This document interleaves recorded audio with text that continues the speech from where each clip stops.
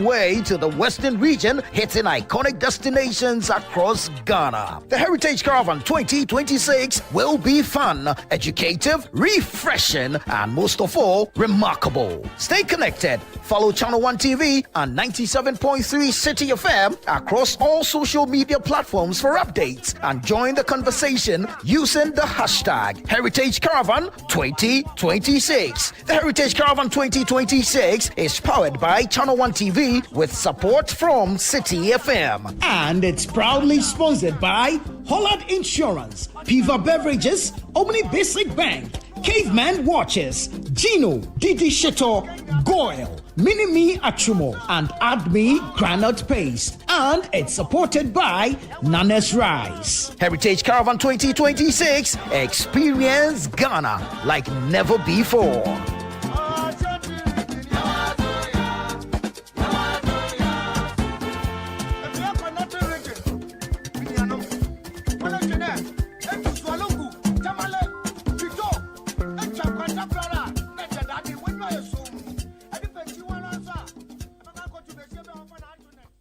Are you ready to revolutionize the future of agriculture? The Ministry of Trade, Agribusiness and Industry, in partnership with the Ghana Exim Bank, proudly presents the Ghana Agrotech Fair 2026. The fair will feature exhibitions, market linkages, masterclasses, and workshops on climate-smart farming, digital tools, and export development. Join us at the Black Star Square from March 17 to March 19 at 9 a.m. each day. The President of the Republic, His Excellency John Dramani Mahama, will be assisted by the Minister for Trade, Agribusiness and Industry, the Honorable Elizabeth Ofuswejari, and the Chief Executive of the Ghana Exim Bank, Honorable Sylvester Adina Mensah, to open the fair. Government agencies, agrotech firms, startups, farmers, financial institutions, and the general public are all welcome. To exhibit or for inquiries, call 0559 679326 or 0242 585419. Media partners: Daily Graphic, Media General, Radio Gold, Citi FM, and Channel 1 TV. Ghana Agrotech Fair 2026, transforming agribusiness through local innovation and technology.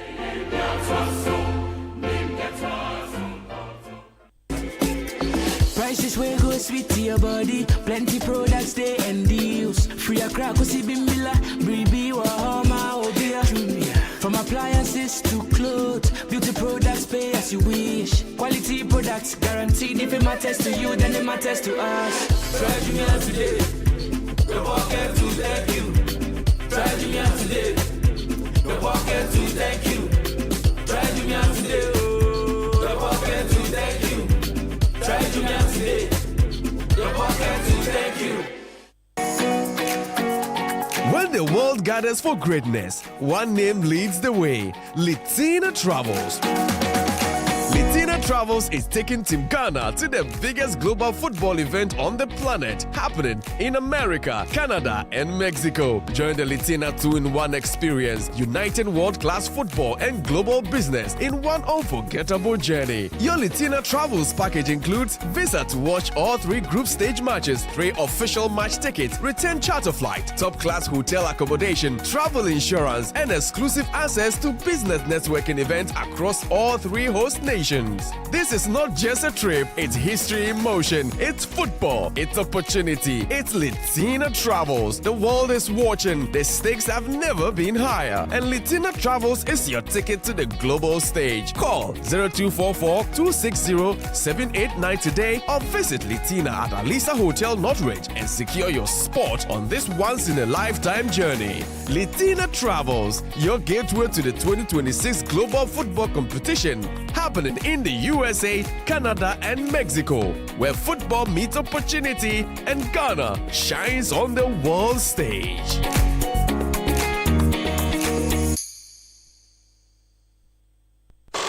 Citi 97.3.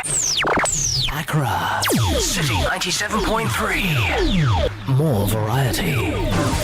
Citi 97.3 FM. This is the story of Anthony Owusu-Ansah and his delivery business, Shark Express. What started as one man's dream is now a thriving same-day delivery business that serves hundreds of families. Through financing, mentorship, business networks, and market access, APSA is helping businesses like Shark Express grow, create jobs, build futures, and deliver joy across Ghana. Behind Anthony's success isn't only hard work, it's having the right partner like APSA. From funding to guidance, APSA stands with entrepreneurs who dare to dream. We see your story and we invite you to write it with us. Your story matters. APSA.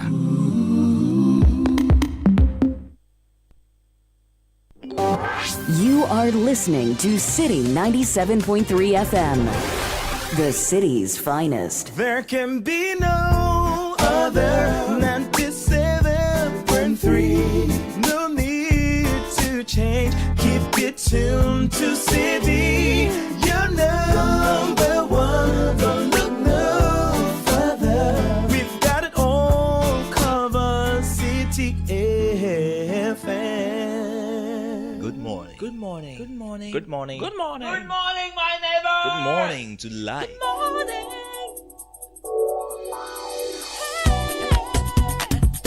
Music, talk, inspiration, in perspective. Express yourself. Good morning, my neighbor. Citi FM, your station. It's a refreshing lifestyle. Citi FM, 97.3.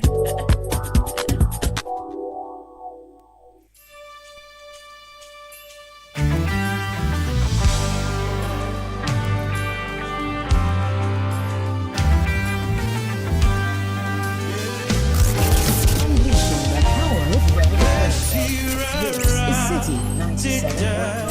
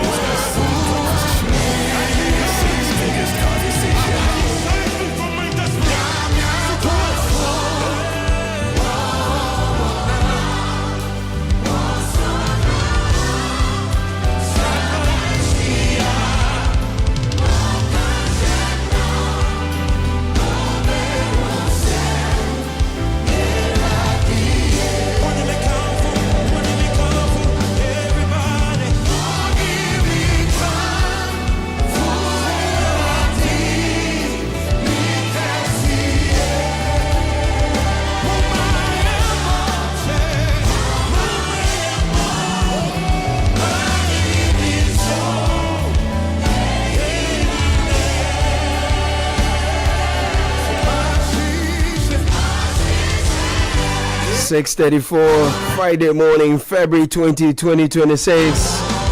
Now to him who has kept us from stumbling, presented us before his glorious presence without fault and with great joy. To the only God, our Savior, be glory, majesty, power, and authority.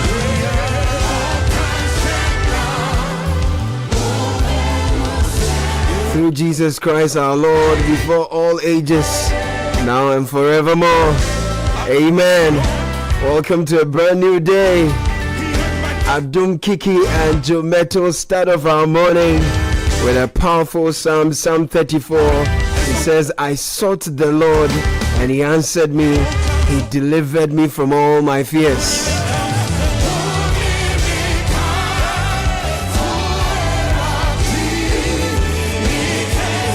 At a time men are seeking fame, money, and vain glory, what are you seeking? The difference in men is what they seek.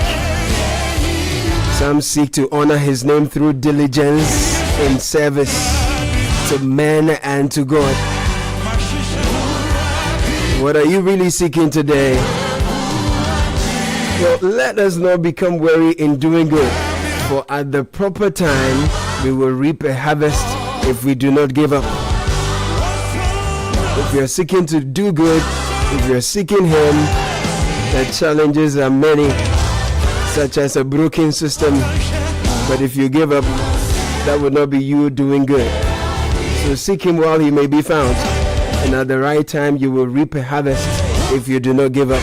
Welcome to a brand new day. My name is Caleb Kuda. This is 97.3 Citi FM Businesses. Brought to you by ABSA. What chapter are you on in this your 2026 story?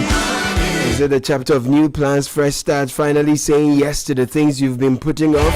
With ABSA, you are supported at every step with tailored banking and finance solutions like loans, credit cards, and digital banking that helps you save, plan ahead, and take control of life's big, small moments. So whatever chapter you are writing this year, let it end in a yes with ABSA. Your story matters, ABSA. It's an interactive show. 0549986996. Join us. Let's not get weary in doing good. That's business sense for you. Let's not get weary in doing good, for at the proper time we will reap a harvest if we do not give up. Newspaper review, getting into it shortly. It's brought to you by Fidelity Bank. Your salary deserves better, so switch to Fidelity Bank today and enjoy amazing benefits. Lower interest rates, higher loan amounts, personalized financial support, and a smile that lasts. It's time to switch and smile wider with Fidelity Bank. To learn more, contact 0800 003355, fidelitybank.com.gh. Connect with us on social media at Fidelity Bank GH. Fidelity Bank, believe with us.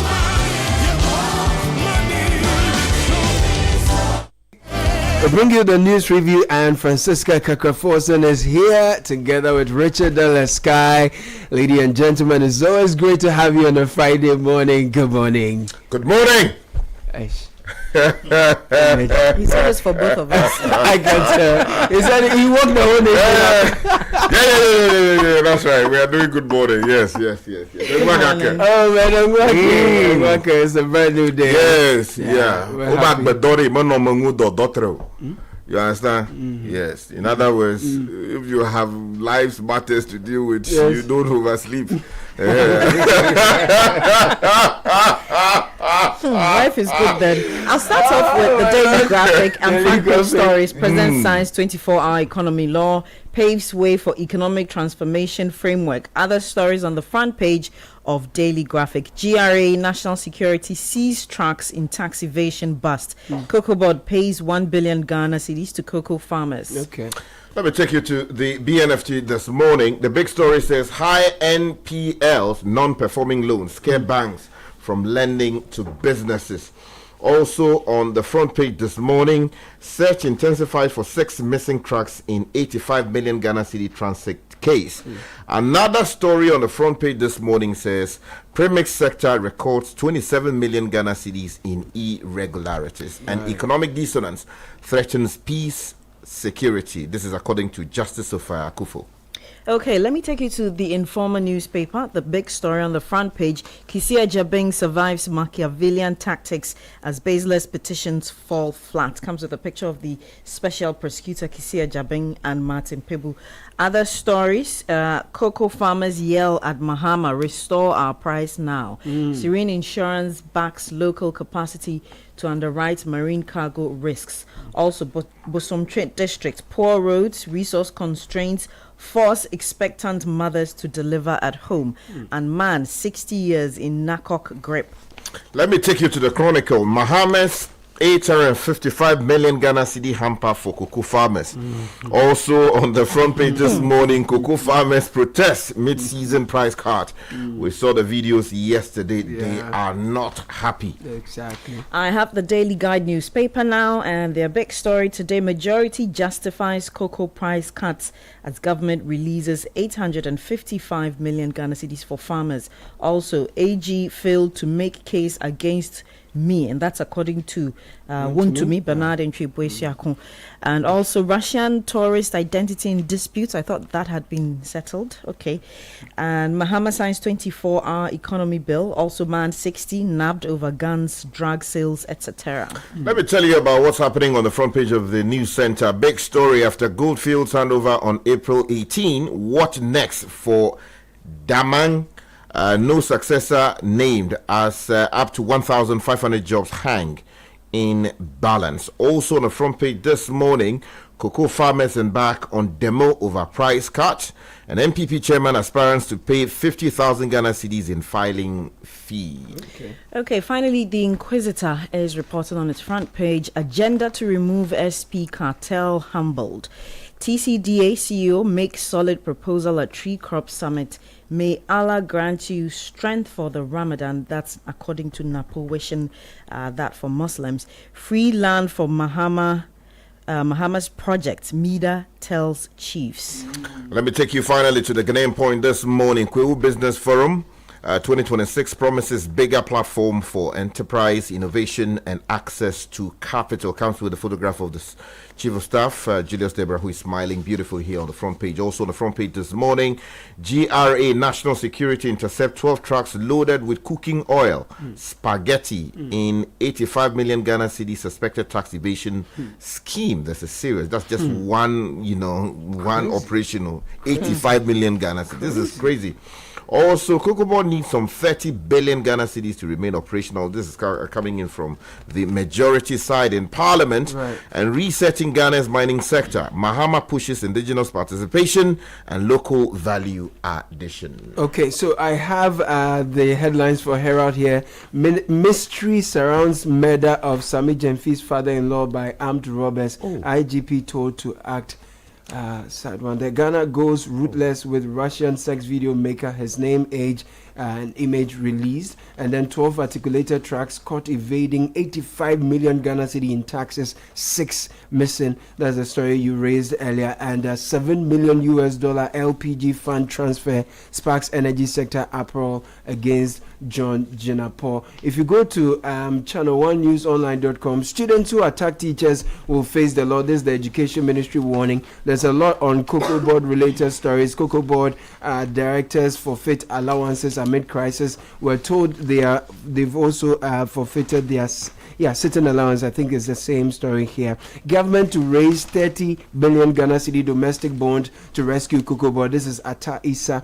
And then still on Cocoa, the Honorable Member for Bodi, right, Samson Ahi, he says MPP is behind Sefiri also cocoa protests, and Akufo-Addo appointees must be punished over cocoa sector crisis. This is the majority, and government tertiary education unions ordered back to talks, and CLOSAG declares nationwide strike from March 9.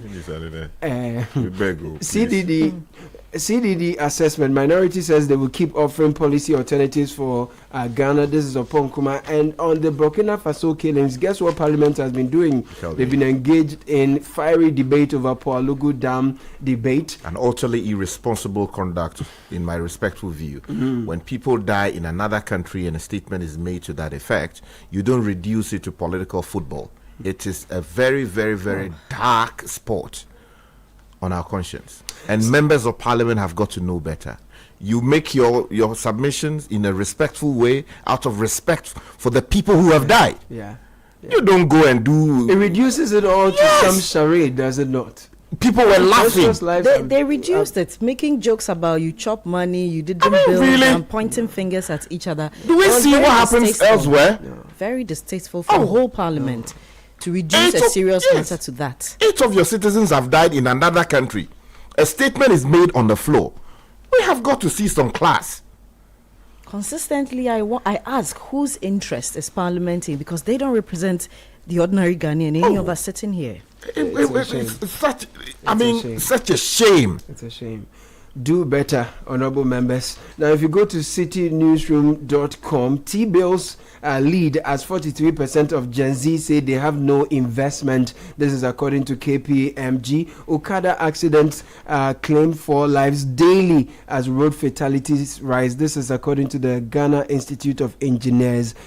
So these are some stories on citynewsroom.com. Mohammed's research agenda credible in intent, uneven in delivery. This is CDD Ghana. Now, if you go to the High Street Journal, Bernard Avle's courage, Ghana's healthcare failure, and the business cost we ignore. An interesting feature on the death of the 29-year-old engineer who was knocked, killed, and taken to 3 hospitals and rejected over claims of no beds. That's a big one on the High Street Journal. If you go to my Joy Online this morning, water crisis disrupting production. AGI president warns industrialization at risk. And then we are also told that strong currency but expensive power. AGI president explains why prices stay high. And if you go to the BBC, police investigations into Andrew continues as former prince released from custody. You should have followed the BBC to see how the palace,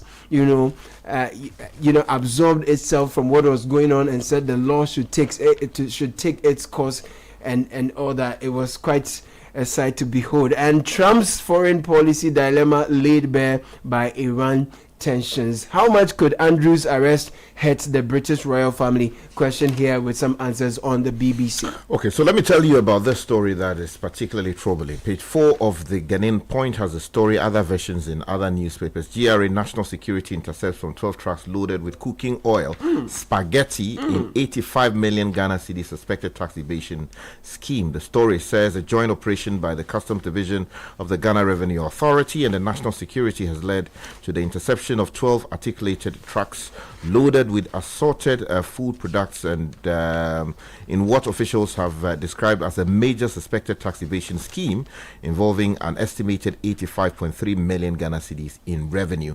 Now, the overnight enforcement exercise conducted between 10 p.m. and 5 a.m. along the Dowenya-Tema Road targeted a convoy of 18 trucks that had reportedly been electronically gated out of the customs system as transit goods from Akanu, which is near my place, declared as bound for Niger through Kudungugu. Now, custom officials disclosed that although the trucks were clearly electronically, they were allegedly moving without the mandatory customs human escort, a serious violation of Ghana's transit protocols. And it goes on to provide further details. A similar version of the story is in the BNFT. You find that on page 3. Search intensifies for 6 missing trucks in 85 million Ghana cedi transit case. Still related to crime, the Daily Graphic is reporting on page 30. Ghana Water uncovers illegal water connection at mineral water factory in Klagon. The story by Benjamin Shonam Glover reads, officials of Ghana Water Limited have uncovered an illegal water connection at a mineral water production facility in the Klagon area near Tema. The discovery was made by one of 10 special anti-non-revenue water task teams recently inaugurated by the company's management. The teams have established following internal assessments which reveal that approximately 52% of treated water produced by GWL cannot be accounted for, resulting in significant revenue losses that affect operations and service delivery. The exercise forms part of intensified efforts to curb non-revenue water losses across the country. Okay, let me also just draw your attention quickly to a story you find on the front page of the BNFT, the details on page 2, talking about irregularities within the premise sector. We're told a lot of the people in that sector receiving our oil, which has been to a large extent subsidized, they are chopping the money or they are just misbehaving anyhow and are not accounting for it. And some 27 million Ghana cedis so far is an issue. So some reforms are about to be done to deal with that particular problem. Right. Okay, now let me come back to the front page of the Daily Graphic. President Mahama signs 24-hour economy law, and Kester Abram Crunchy is reporting. President John Mahama yesterday assented to the 24-hour economy authority bill, paving the way for implementation of a policy his administration describes as a cornerstone of economic transformation. The signing ceremony, which took place at the president's office at the Jubilee House just before the 13th cabinet session, formalizes the legal framework for an initiative designed to extend industrial and commercial activity beyond the traditional working hours. In brief remarks after appending his signature, President Mahama acknowledged the high public expectations surrounding the legislation, stating that it was a key campaign promise that had required careful legislative handling.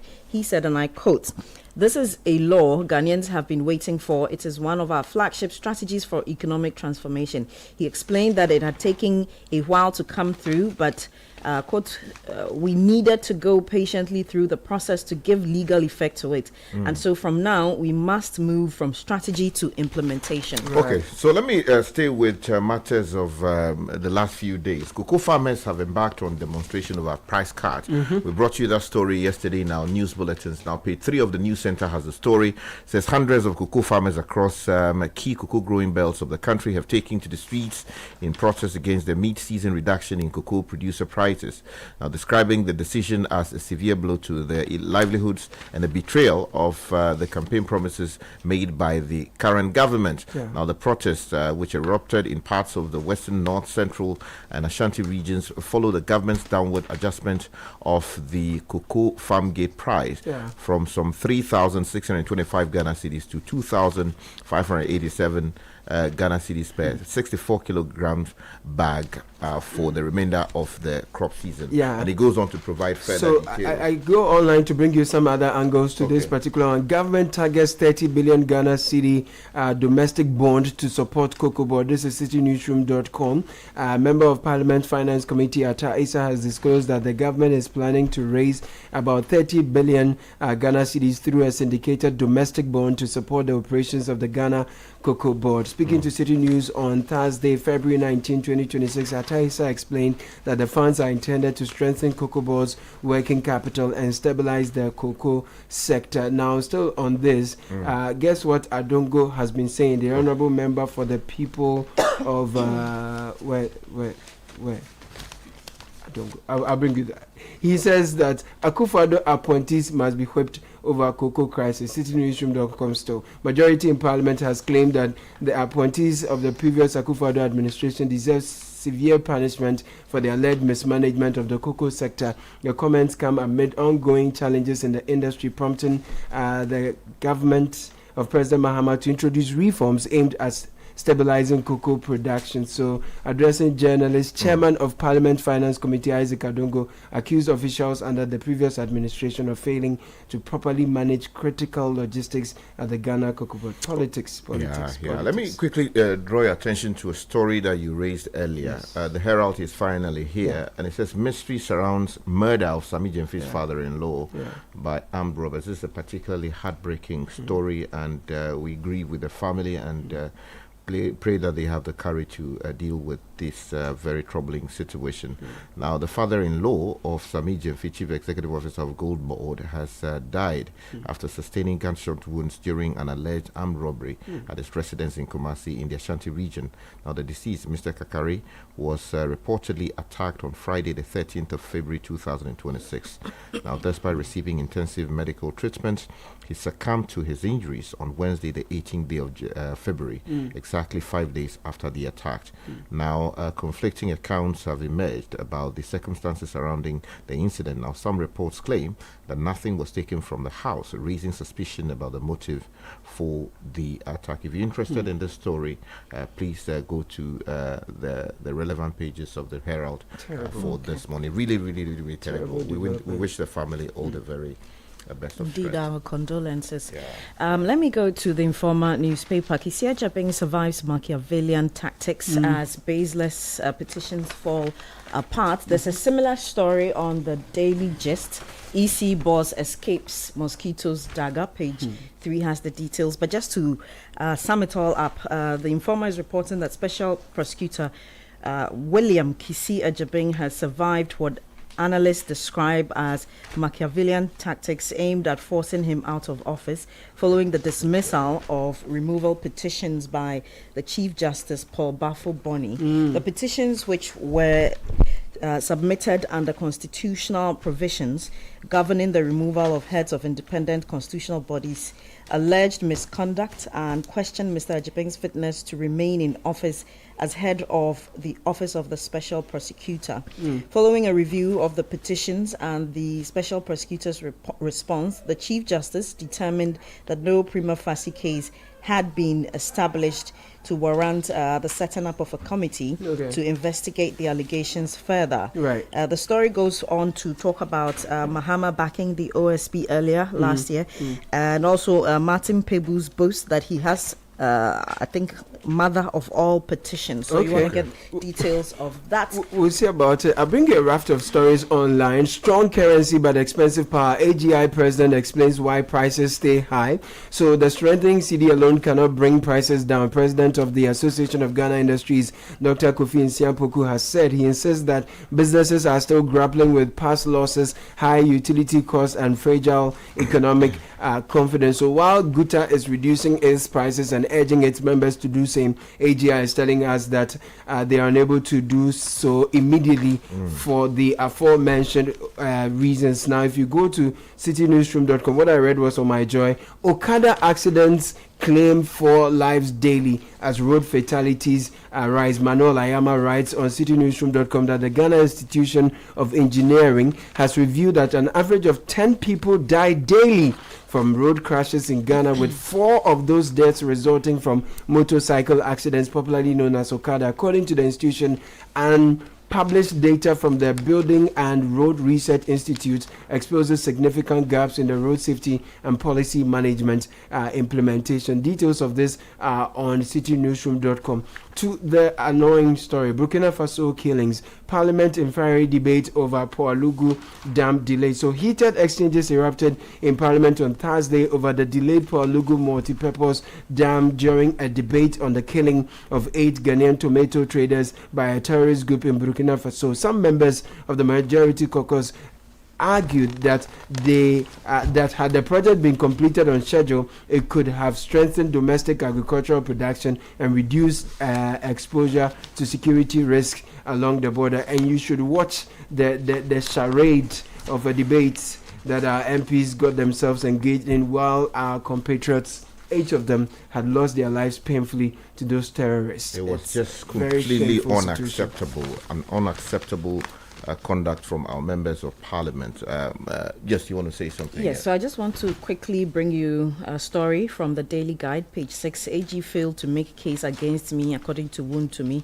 And Jibril Abdul Razak writes, the Ashanti Regional Chairman of the New Patriotic Party, NPP, Bernard Ntriboisiakon, also known as Woon to me, who is accused of facilitating others to mine on his Akonta mining concession at Samra Boy without lawful authority, has asked the court to dismiss the case against him as the Attorney General has failed to establish a case against him and his company. According to a submission of no case to answer filed by his lawyers, the prosecution's case suffers from fundamental and fatal deficiencies, both in terms of the absence of evidence on essential elements and in terms of the quality and reliability of the evidence adduced. Okay, and finally, if you go to the Herald newspaper, Ghana goes ruthless with Russian sex video maker.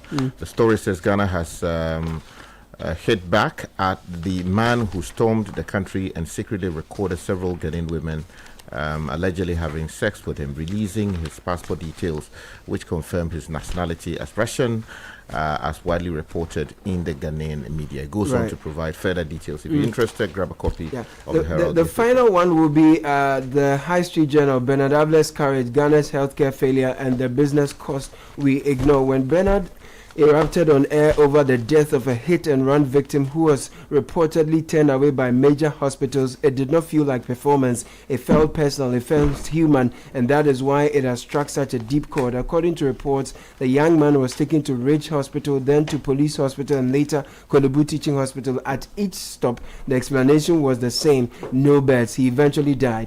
Bernard Avlet did not dress it up in polite language. He called it shameful, he called it evil, and many Ghanaians quietly nodded in agreement. This is usually framed as a healthcare story. It is that, yes, but it also has a business story. Every serious investor asks one basic question before committing money: can my people live and work safely here? Details are on the High Street Journal. Thank you. That was the news review. Shiba Abra-Benning joins us. This is the City Breakfast Show, the city's biggest conversation. Oh, jump on now. Go. Google me. At what time when you come back where I don't hear the sound of your car? Why you buy new car? No, I not change my car. It be the same, right? It be the fuel way I change. Way one shouts it. Ever since I started using the all-new Excellium Premium Fuel, fortified with 3-in-1 action. Oh, Joe, now my car they run like electric car. No, it's so. This is the type of fuel where they want to. Cause now engine they cost. Where they want for way if I buy it, it go protect my engine. And with the small way I buy, I go drive, sir. Absolutely. It's like strapping a turbocharger to your engine and giving it a protector. And what they bust my mind, Seth, be the 3-in-1 action, no? Excellium they prevent up to 99% of deposit. It be anti-wear, some be anti-corrosion. One pair way now open there. Hey, so where can I find this magical fuel? Just head over to any Total Energy service station and your car will thank you. Hey, then make I finish my gobe fast, then rush go Total Energies. My friend, but why you hand my gobe inside? I give you info. Make I fill the gobe too small. Go.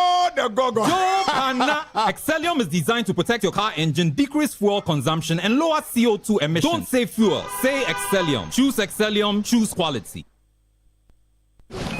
Andra, challenge these days, new level crowd. Where did you pass? Me, pass somewhere. I just switched for a better life. I switched for comfort. Look, your salary deserves better. Switch? Yeah. How do you mean? I switched my salary account to Fidelity Bank. Okay. And that's my jackpot. I get higher loan amounts with lower interest rates, as well as personalized financial support. They gave me a loan to expand my side hustle. And the terms are just flexible. Wow. Your salary deserves better. Oh, my salary deserves better. You see the way you are smiling wide? Yes, I will switch and smile wider. Your salary deserves better. Switch to Fidelity Bank today and enjoy lower interest rate, car and home loan, personalized financial support, and a smile that lasts. Switch and smile wider. Fidelity Bank. Believe with us. If I believe with us, Fidelity. If I know I day aside, Fidelity. The City Breakfast Show. Rise above the noise.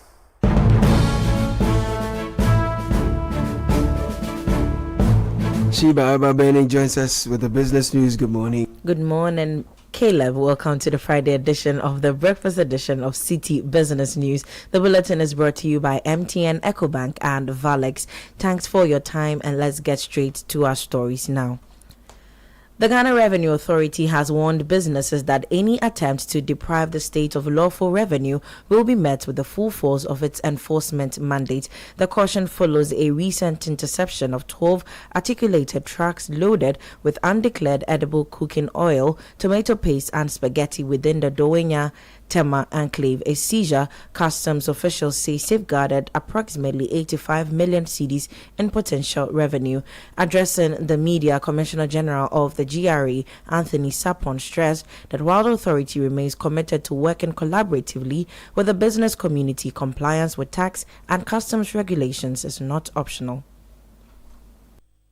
We want to sound a caution to all businesses and traders that they should voluntarily carry out their businesses in a compliant manner, and will support them as partners in national development. However, businesses that try to do activities or carry out their businesses in a manner that will try to usurp the right of the state and deny the state of the needed revenue, the strong arm of the law that we are mandated to do, as we are experiencing or seeing today, will stretch it.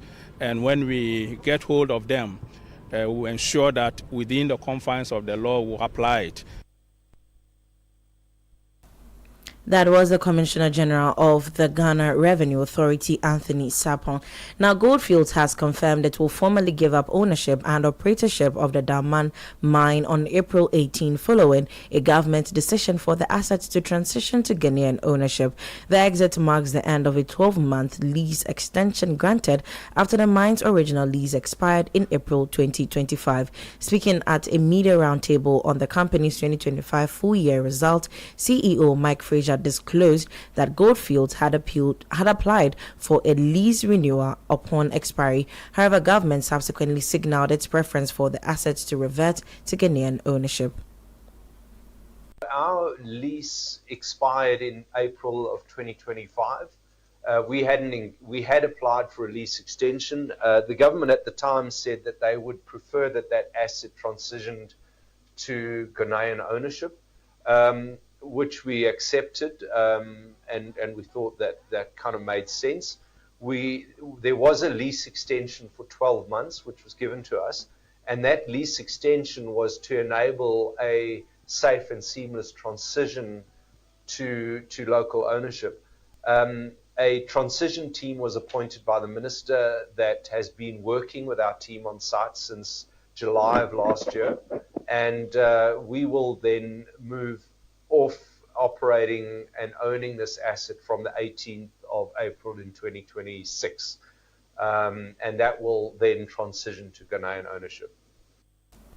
Mike Fraser is CEO of Goldfields. In other stories, the Chamber of Oil Marketing Companies, COMAC, and the Chamber of Bulk Oil Distributors are demanding an immediate cease of all disbursements to the Ghana Cylinder Manufacturing Company from the LPG fund. They warn that any continued allocations could undermine the legal framework governing downstream LPG infrastructure financing. There's more in the following report. In a statement, the two industry bodies condemn what they describe as an unlawful diversion of resources from the LPG fund to Ghana Cylinder Manufacturing Company, arguing that such action breaches the statutory mandate underpinning the fund and threatens investor confidence in Ghana's downstream petroleum sector. The LPG fund was established under legislative instruments and implemented by the National Petroleum Authority in April 2024. The fund is structured around clearly defined margins, which include $44 per metric ton for bottling plant development and $36 per metric ton for cylinder investment to support the nationwide rollout of LPG bottling plants and the cylinder recirculation model. According to COMAC and Seaboard, these allocations are legally ring-fenced to finance the construction and operation of LPG bottling plants, the implementation of the cylinder recirculation model, and the systemic withdrawal of unsafe cylinders from circulation. They contend that redirecting funds to the Ghana Cylinder Manufacturing Company falls outside these legally binding objectives and risks weakening Ghana's broader LPG safety and distribution architecture. The two chambers are also calling for the reversal of any allocations already made to the Ghana Cylinder Manufacturing Company from the LPG fund and are urging governments to publicly reaffirm the fund's original mandate. COMAC and Seaboard indicates that they are prepared to pursue policy and legal avenues to safeguard the integrity of the LPG fund structure, signaling potential escalation if their concerns are not addressed. Citi Business News' Daniel Sakite with that report.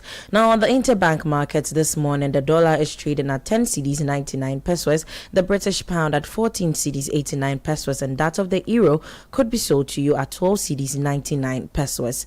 And that's it for the breakfast edition of Citi Business News. Thank you for listening. I am Sheba Arba Benin.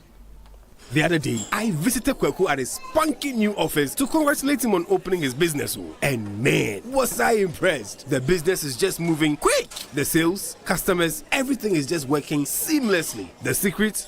He said, it's MTN Business Broadband. In this fast-paced environment, we need fast and reliable internet to support all business types. No laggy online meetings, great download and upload speeds, impeccable business management systems, all inclusive. I mean, you can have it all. Sharp! I signed on immediately. To enable your business stay ahead and stay connected, make sure you're signed on to the best internet made just for businesses. MTN Business Broadband. Sign up today on broadband.mtn.com.gh and manage your account on my MTN app. Call 0244 308 111 for more information. MTN.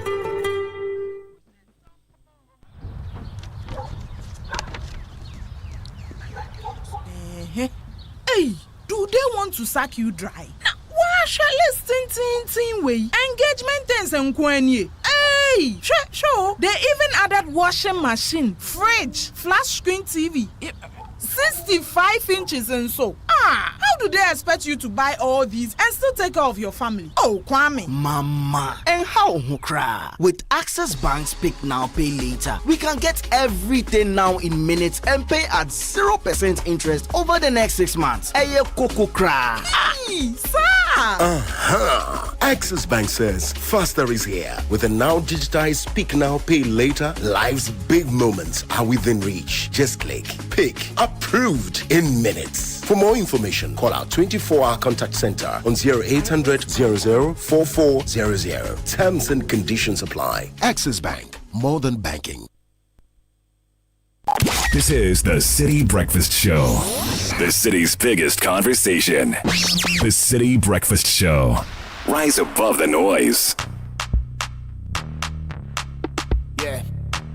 The trophy no money about come my go. Obi Antone Coalition. Obi Antone Coalition. Yapi Obi Antone Coalition. What else? Kode. Obi Antone Coalition. Obi Antone Coalition. Obi Antone Coalition. Kode. Memma woni pe bi embu abonfia. Ahopo pro mo ye nyina bo huntia. Oye wo time for ja no manwia. Yambu amu amunsi na bumpia. Se wo be mo anyo menyi na edi. Nana nyame ni awakano ne bebe mo. Se wo ma usa swabi poni na tutu. So my body don't lose God, can't walk for my door, yeah. Everybody singing hallelujah. Hallelujah. Everybody singing hallelujah. Hallelujah. Make me sing, oh yeah. I say happy sing, oh yeah. Well, if you switch to Access Bank, you'll be singing hallelujah. Because they have introduced Rewards by Access. It's a loyalty program designed to add value to your everyday banking experience. So whether you're shopping or traveling or handling business expenses, every transaction you make with your Access card brings you closer to exclusive benefits, premium privileges, personalized rewards, all tailored to suit your lifestyle. Points earned through your card transactions can be redeemed seamlessly at any of our merchant partners nationwide, making your spending go even further. So use your Access card today and enjoy a rewarding banking experience only with Access Bank.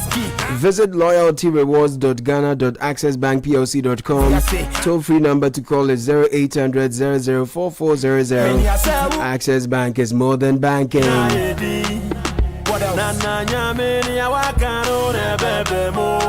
Hello Ghana, are you a business owner looking for a smarter way to keep an eye on your shop, restaurant, office or warehouse anytime, anywhere?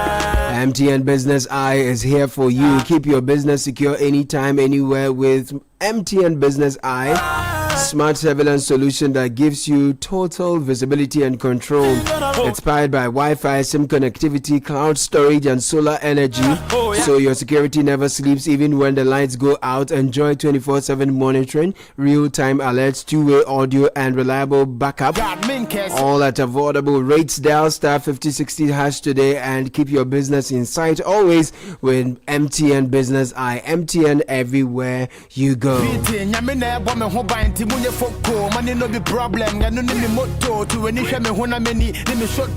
Shortly this morning we'll bring you Business Edition. Bernard Abler's conversation with Group Chief Executive Officer of Goldfields, Mike Fraser, on the company's newly released 2025 full year results and its strategic outlook for 2026.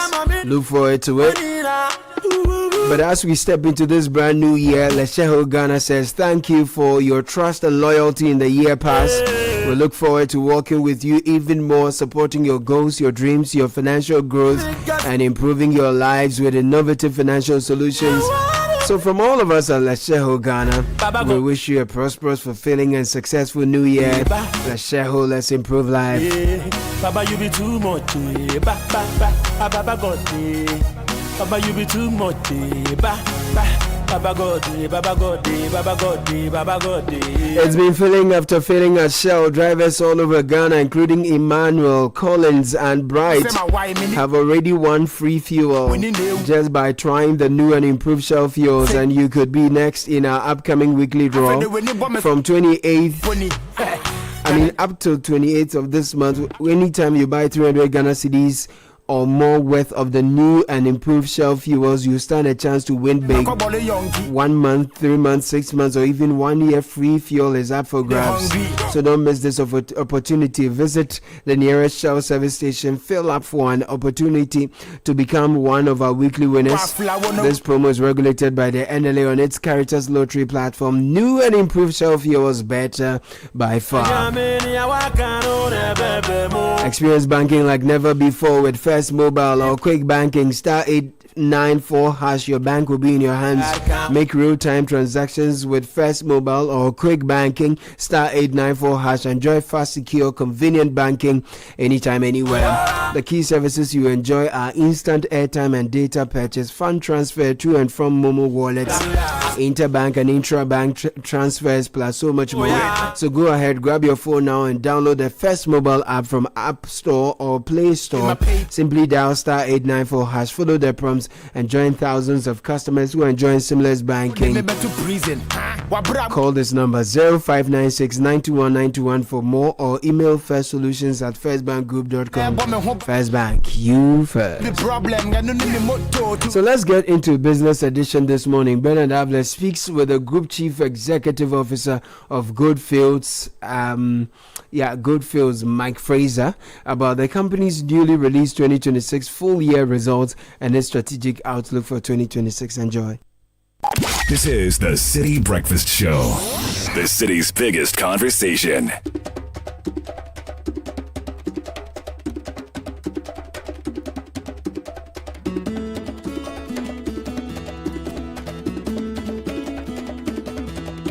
Please wait. Please wait. Please wait until I get my new car. Please wait until I find my real size. I'm gonna get me some love so bad. My girl, sweet girl, my girl. I can see. We're now happy to be joined by the Group CEO of Goldfields, Mike Fraser, who's just released the 2025 end-of-year results, to talk to us about how he sees those results and the outlook for 2026. Mike, thanks for joining us here in Accra. Good morning. Good morning, Bernard. Good to be with you today. How would you describe the 2025 results? Look, I think for us, we believe it was a very solid contribution from our teams across the globe. I think first and foremost, I'd like to say what was most pleasing is that we were able to keep people safe and everyone could go home safe and well at the end of every day. And that's something that really keeps us focused every single day.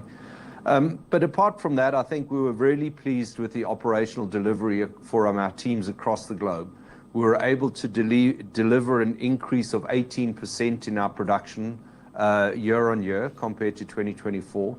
That was delivered by strong contributions from across the globe.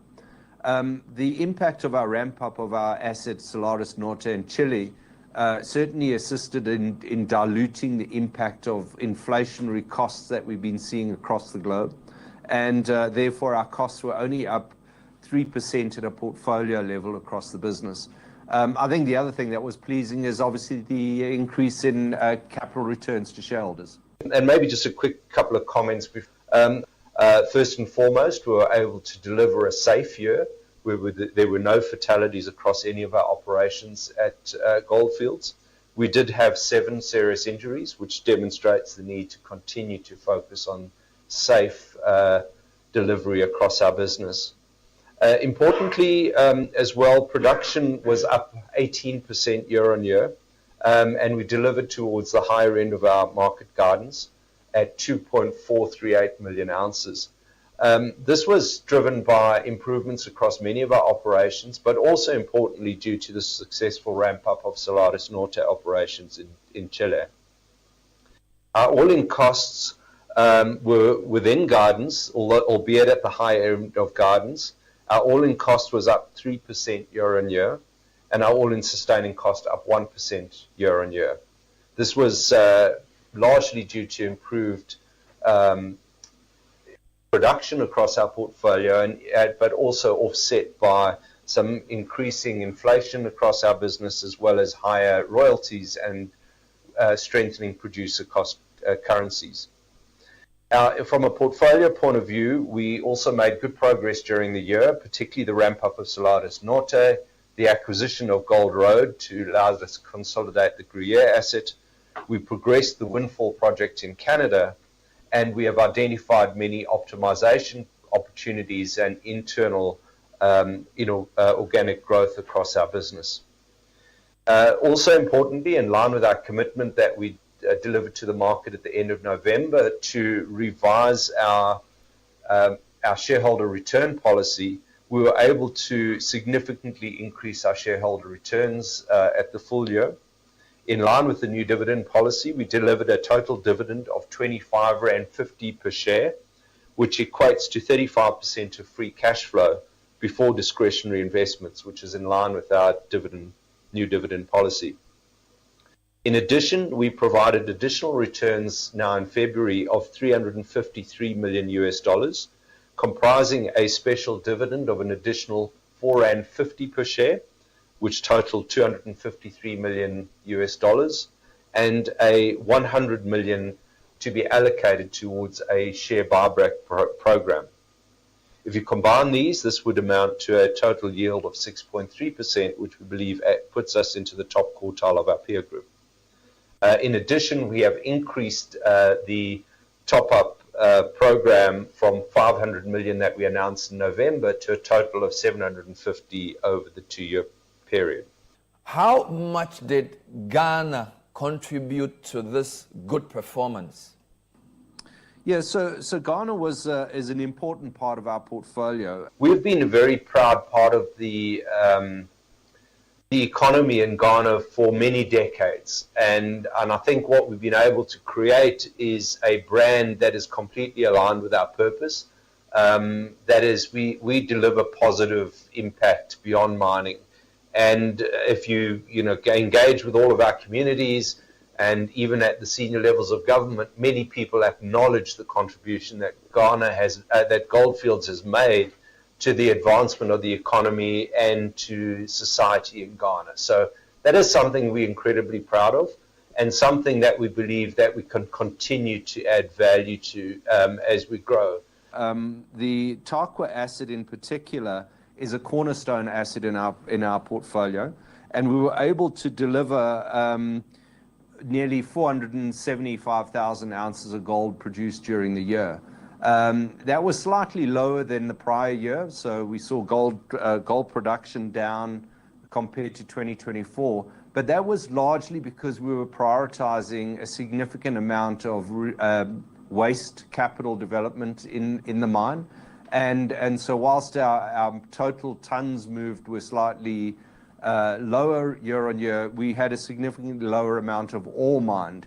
That meant that we used lower grade stockpiles to feed through the mill, and that delivered the lower production ounces. But having said that, it was again a continued strong contribution from the team. What was also important for the year is that we delivered a new life of mine plan, which supports our lease extension for our Tarkwa asset. And that was a significant amount of work done by our teams on site to deliver a really good outlook for Tarkwa going forward.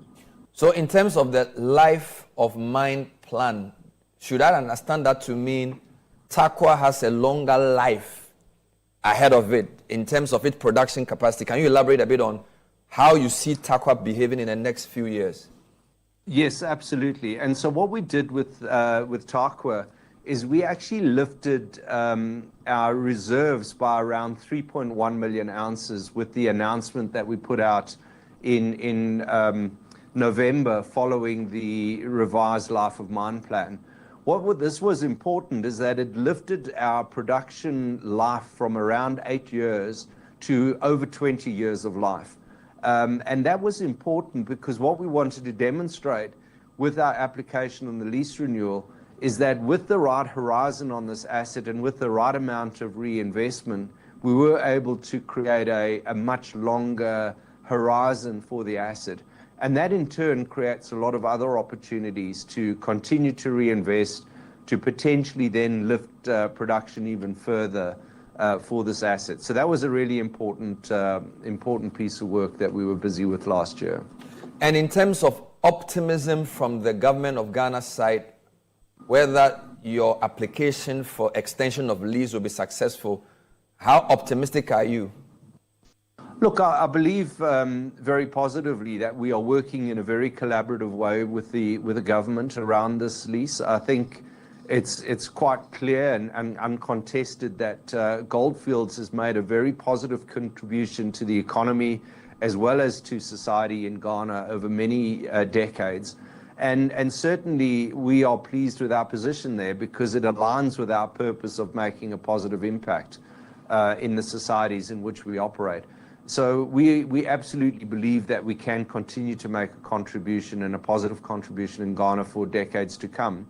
And it's quite clear that in Ghana at the moment there is an expectation of a constructive dialogue about how we can increase participation and increase the contribution that the sector provides to people of Ghana. And we feel confident that our track record speaks about our intentions and what we will try and do going forward. So I am positive. I know that we're one of the first large renewals that is coming to government for discussion. And I think as we're getting clarity about mining policy, a lot of that will play into this lease renewal process. But with that, we're having positive dialogues, and I'm positive that we will find the right pathway together for the benefit of the people of Ghana. I think what's going on in Ghana is certainly a narrative about is the government and the people of Ghana getting a fair share of the resource wealth and the value that is created, particularly as Ghana is now the largest gold producer in Africa. And so we've been having very constructive conversations. The backdrop to the discussions are that first and foremost, there has been a move to increase royalties. So there's a bill in front of Parliament which is about an increase in royalties. We've been having a discussion both bilaterally as well as in industry, say that there's a real risk that these royalties could be deemed uncompetitive into the future because they certainly are at the higher end of what we see globally. In the backdrop, there's also an update going to the mining bill, mining regulations in the Mining Act. And the couple of areas of focus that have come in there is one around tenure.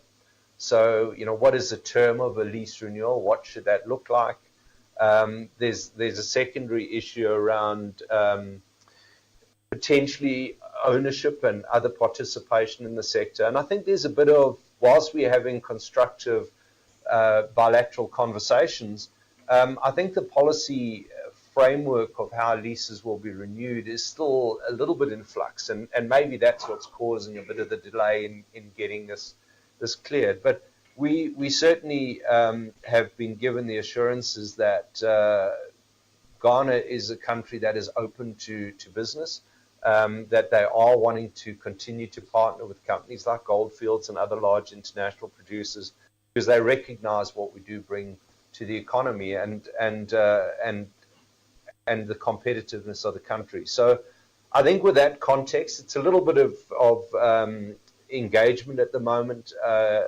And I think what also has an impact is the fact that we are probably one of the first ones to go through a formal lease renewal process. So we might be a little bit of the guinea pig in this equation at the moment. But, I think we're having very constructive and very frequent conversations, and I certainly am confident that we will move forward. But again, given the narrative that's going on in the country and the different views and what we're hearing, it's not without risk, and so we're very pragmatic about how that is playing out. You usually assess a year on safety, operational, and finance, and on all three, you seem very happy. How much of your financial performance was based on the behavior of the gold price over the last quarter, at least, of the previous year? Yeah, so look, if you look at it across the group, I would say, probably two kind of relevant statistics. So the gold price was up around 60% year on year on average. But what we did see is that our cash flows were up nearly 5 times year on year. So this is the benefit that gold companies and gold producers actually provide for investors, is that leveraged exposure to the gold price. You can go and buy gold and get a certain return, and we still believe that gold is going to be an important investment allocation opportunity. But gold companies that deliver safe, reliable, and predictable outcomes certainly will outperform underlying gold just because of that inherent leverage that you have. We are very mindful that we are living in very good times for gold producers, and it hasn't always been like that. I think what is really important for us at this time, we are using this opportunity as an industry to attract more investors into the sector, and I think that will be generally good for all shareholders and all stakeholders, where we get more interest in the sector. But as we maintain that integrity, what is important is that we share the benefits of these higher gold prices to our investors, and be very disciplined in how we think about allocating capital. Because I think what will really retain our credibility is being disciplined about how capital gets allocated. And for that reason, last year, we were very clear about how we thought about capital allocation, which meant first and foremost, we wanted to be competitive in total shareholder returns and continue to look at being positioned in the upper quartile relative to our peer group. So we will always continue to look at how we position ourselves. In addition, we want to invest in our business for today and into the future. So, and thirdly, maintaining a strong balance sheet. So managing the tension across how we think about allocation is really important. But what we do want to make sure is that we're not just using all the money that we're generating today to invest back into the business and invest for the future, because I think if we do that, we won't maintain the goodwill that we generated by being disciplined around capital allocation and making sure that we equally reward our shareholders going forward. So I think it's a real balance of how we manage that allocation of capital, and I think the winners ultimately are the ones that are disciplined in how they distribute the capital and that gets generated. But does the higher price of gold in the past few months portend anything for next year? Are you hoping to do more exploration and ramp up production because of the way the price is behaving? Yeah, and what we did, Bernard, last year is we actually went to the market in November preemptively and put a 5-year outlook in place for our business. And we looked at every single one of our operations and said, what is the opportunity, given these higher gold prices, to really set these assets up for the long term? And what is important in our attitude is that we recognize that actually reinvesting in existing assets is equally as important as going and finding out the assets for the next generation. And that's why, if you bring it close to home in Ghana, that opportunity to relook at Tarkwa and find ways to extend life by increasing investment and unconstraining the asset is important for us. And that's what we were able to deliver. So that was the mindset that we brought. We were able to do that across a number of operations in our portfolio.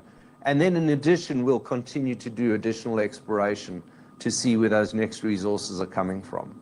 But generally, are you expecting the price of gold to keep going up or behaving the way it is, looking at geopolitical issues, uncertainties around the independence of the US Fed, and the fact that a lot more central banks are buying gold?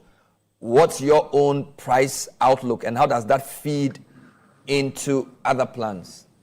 Look, that's a really good question, and it's really important not to get caught up in the hype of where gold prices are at. So whilst personally and as a company we do believe that gold prices will remain at elevated levels for longer, it's equally important that we apply moderation in how we think about the outlook. So what we typically use is consensus prices, and if you look at consensus prices today in the long term, this is around $3,300.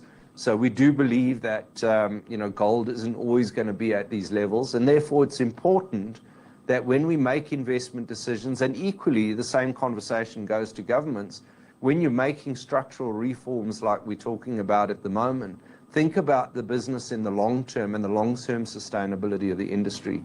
And that's what we do when we think about investments in our business. So everything needs to be able to create a return and be sustainable at consensus long-term prices, not just being swayed by the price of the day. Let's come to some Ghana-specific questions, if you may, briefly. Of course, you lost Damang, and we know the history of that. I don't want to go into all the details. But there appears to be two key issues in Ghana where there's a bigger appetite for local or government ownership or participation, and there's also expectation of higher royalties, leading to the so-called sliding scale royalty proposal. How do you interpret those two from where you sit? No, and look, I think this is the inherent tension that you see with resources all over the world. And I think Ghana is absolutely going through the right conversation to say, how do we make sure there's an appropriate contribution of the sector to the people of Ghana, both through the fiscus as well as participation in the sector by local Ghanaians. So I think it's an absolutely appropriate conversation.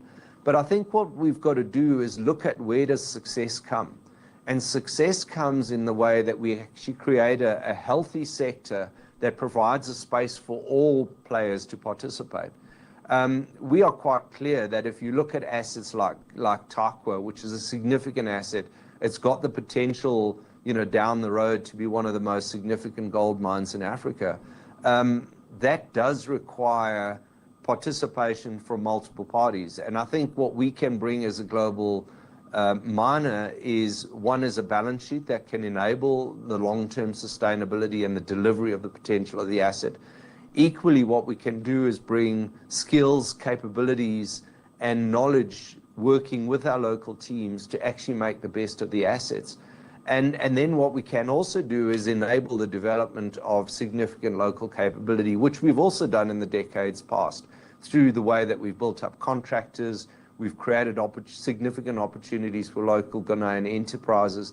So a healthy ecosystem is one where we can actually work together, where we actually create an opportunity to bring foreign investment into the country, where we actually utilize the capabilities of global mining companies to create a more healthy sector together.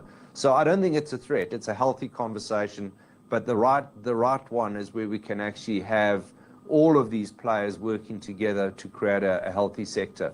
And if you just look at the countries around the world that have been successful, it's the ones that have been able to find that balance. So you spoke about the 5-year plan and also your life of mine for Tarkwa. Clearly, you didn't anticipate a different royalty regime in those plans. So the so-called sliding scale royalty regime, what are your thoughts on that? Do you have an alternative proposal? What conversations are you having with the government in order to not to compromise the Tarkwa work, but also to strike that fine balance you referred to? Yeah, and I think, first and foremost, I'd be quite clear that the message that we delivered to the minister, as well as, directly and as well through the chamber, we're not different in the industry view, that we feel that this royalty change is quite aggressive, and particularly if you look at it in a competitive lens in what the rest of the world does. And that's on the base of a fairly market-related tax regime. So this certainly puts Ghana at the high end of government receipts out of the sector. And I think, again, I come back to the point, my bigger concern is not what it does to the industry today, but what does it do in terms of future competitiveness of the industry. So that's kind of the general conversation that we've put forward. I mean, there's no doubt that the way that we've thought about Tarkwa's success going forward, and I must just put it out there, that the government of Ghana are a participant in Tarkwa. So they own 10% of Tarkwa today. And so our interests in some respects are aligned in how well we run the asset for the long term, not just for today. And when we think about the additional royalty, quite clearly it does change the relationship of the return. It means that the government increases their overall return out of this asset. But I think what we're also trying to do is to improve the competitiveness. So the things that we are doing on investing in the business to make it sustainable in the long term, by being able to improve the margins of this asset in the long term, that'll be largely offset by some of these royalty increases. But that just makes the need to improve Tarkwa for the long term even more compelling to make it sustainable. Two more questions before we wrap up. And Mike, thank you so much for your time. For the first time, Ghana's split between large-scale mined gold and small-scale mined gold has tipped in favor of small-scale. So even though it's around 49-51, so now we're mining more gold from small-scale, some of which are legal, some of which may be illegal. What do you make of that? Is that are you worried about that? What's your comment? No, I think this is a really, really important strategic question for Ghana, and it's one that I've also had open conversations with the ministry around, and it's one that we have to work together on very clearly. And I look at the sector between, there's three parties in the way that I categorize it, and I think you see it the same way.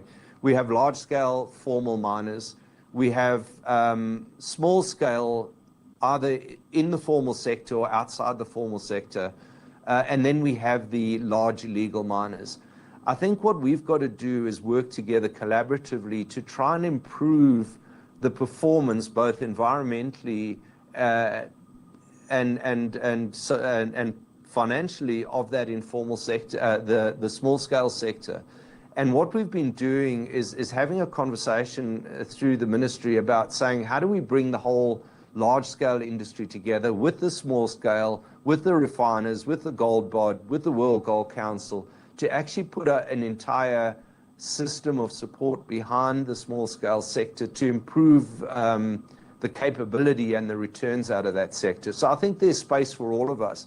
But if we can work together to improve that small-scale sector, we hopefully then diminish the impact and the influence of the illegal sector. So that's certainly a strategy that we are committed to and would like to be part of the solution. And I think with the capabilities that we have and the resources we have, we can do that. And it's not just about giving land up for small-scale miners, but actually bring real technical capability to improve yields, to improve the financial outcomes. And do you see a role for the newly created Gold Board in all of this? Yes, I do. I think they do have a role. But I think what success is going to look like is where we all lean in. We all bring our unique contributions to make this a success, and it's not one lever that we have to pull. Let's end with the foundation. The Goldfields Ghana Foundation, we are told, surpassed $109 million in cumulative community investment since its founding, cementing its position as the longest running and most capitalized mining foundation in Ghana. How proud of you are that, and what are your thoughts on its areas of emphasis? Infrastructure seems to still be its biggest share as compared to education and other things. What are your thoughts on the foundation's work and how that fits into the way communities see mining? Your closing thoughts on that? Yeah, thanks, Bernard. Look, I think for us, that is absolutely tied to our purpose. So the only way we make true impact is when our host communities feel a positive impact from our contribution. And so the Ghana Foundation does amazing work in improving the lived experience of people in our host communities. I know that the focus and the way that we engage through our foundation, we really work with our host communities to identify the priorities that are important to them for where our investments go. And you're quite right, a lot of the contribution has been informal infrastructure and establishing infrastructure because that's been the requirements. But equally important, what's close to us is improving focus on things like education, health, things that are much more sustainable for individuals and not just the physical infrastructure around them. So certainly as we think about our contributions globally, health, education are certainly things that are high on our agenda. Thank you, Mike, and congrats on a good end-of-year report for 2025. Thank you, Bernard. Thanks for your time. Wonderful. We've been speaking to Mike Fraser, who is the Group CEO for Goldfields. They have major investments in Ghana, the Takwa mine being the biggest. Of course, they had the Daman mine. The lease was not renewed. And as we read at the end, a lot of work they do in communities. And no one for me, but I have to say, please wait until I get my new car. Please wait until I find my new car. This is the Citi Breakfast Show, the city's biggest conversation. Join the conversation on the Citi Breakfast Show on Facebook at facebook.com/Citi97.3, Twitter at twitter.com/Citi973, and Instagram at instagram.com/Citi973 with the hashtag CitiCBS. This is the Citi Breakfast Show, the city's biggest conversation. The Citi Breakfast Show. Rise above the noise.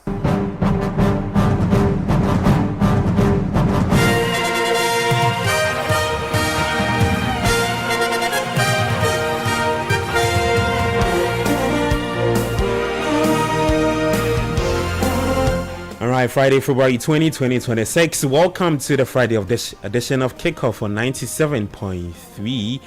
Kickoff is proudly brought to you by Shell V Power, Western Union, Polytown, Ghana, and Lesheho. Let's improve life. I'm Gabi Ofer. Let's get right into the details and starting off from Parliament, because Sports Minister Kofi Adams says the newly established Sports Fund arrives at a crucial time following Ghana's qualification to the 2026 FIFA World Cup. The Black Stars will begin their World Cup campaign against Panama on Wednesday, June 17, 2026. Just 117 days away. Addressing Parliament, the minister described the passage of the Sports Fund Bill as a landmark achievement that will provide critical financial support for Ghanaians. Ghana has qualified for the World Cup. Funding will be a key component for our participation. And it is in that spirit, Speaker, I make this statement. Right Honorable Speaker, I rise today not merely as a Minister for Sports and Recreation, but as a servant of a sector that has for decades operated with talent, passion, and hope, but yet without financial certainty. On the 18th of December 2025, Honorable Speaker, exactly 2 months yesterday, This House did something historic. Parliament gave Ghana its first permanent statutory financing mechanism dedicated exclusively to sports and recreational development.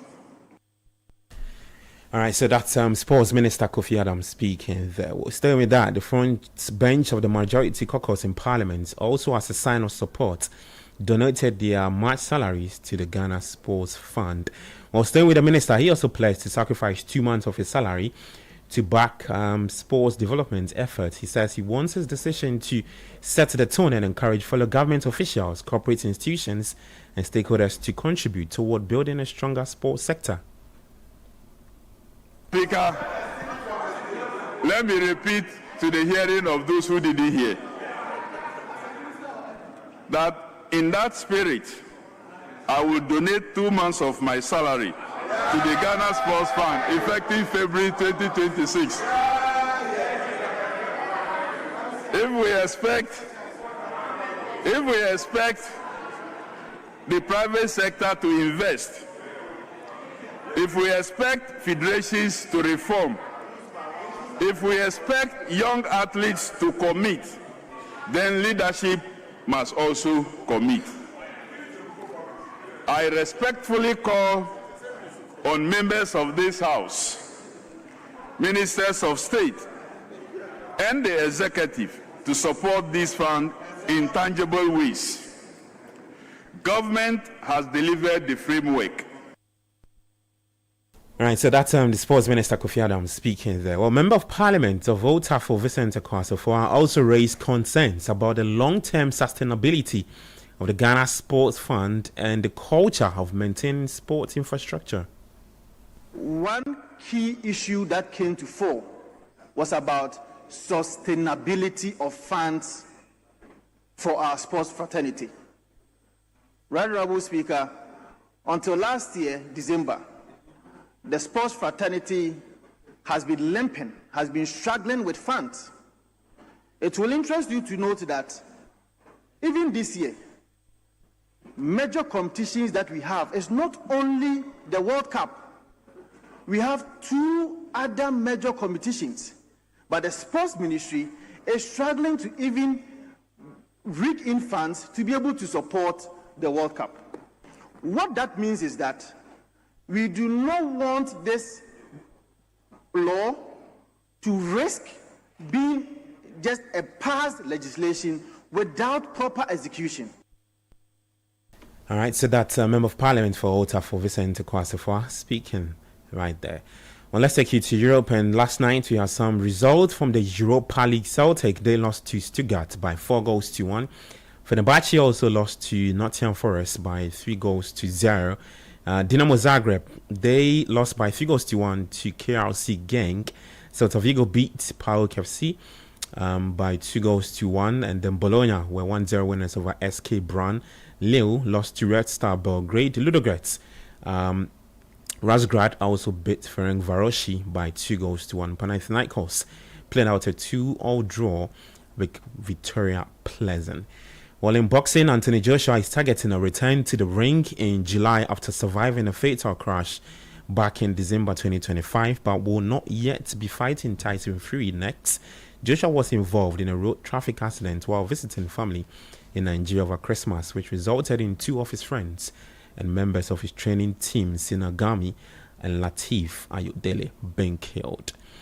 Well, that's the very latest in the world of sports. For more, you can head to citysportsonline.com and on X at also City Sports GHA. Kickoff is proudly brought to you by Western Union, Shell V Power, Politan Ghana, and Lesheho. Let's improve life. You're back later at 5 p.m. with Sports Flash. Do take care and bye-bye.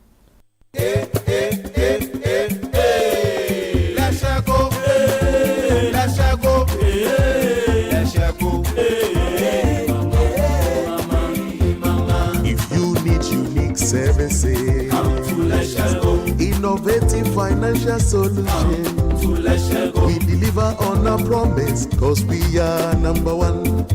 Let's share go, we improve your life. Let's share go, hey, let's share go, hey, let's share go, hey, mama, hey, mama, hey, mama. Even when you're still stuck with nothing, come to Let's-Go. No matter your situation, come to Let's-Go. Let's-Go, we improve your life. Let's-Go, hey, Let's-Go, hey, Let's-Go, hey, mama, hey, mama, hey, mama. Let's-Go, we improve your life. Whether you're buying water from your favorite spots in Osu, shopping online for the latest styles, or booking your next getaway to Dubai, MasterCard gives you the freedom to pay your way. Insert, tap, swipe, click. So many options, yet so easy. With layers of security protecting every payment, your money stays safe. From Trotro to travel, MasterCard connects you to the life you've earned and the one you dream of. Ask your bank for a MasterCard today. MasterCard. Safe, convenient, priceless. Are you clapping? Are you giving God the glory? Hallelujah! Every day you wake up shouting, my business is not moving. Customers are not coming. But look, my brother, my sister, who are you deceiving? Have you smiled today? Do you have the confidence to smile? Your face alone is chasing people away. Yeah!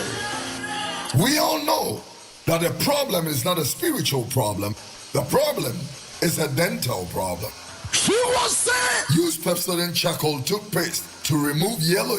Somebody shout amen. Craft your smile with Pepsodent charcoal. It removes stains and whitens teeth. This advert is FDA approved.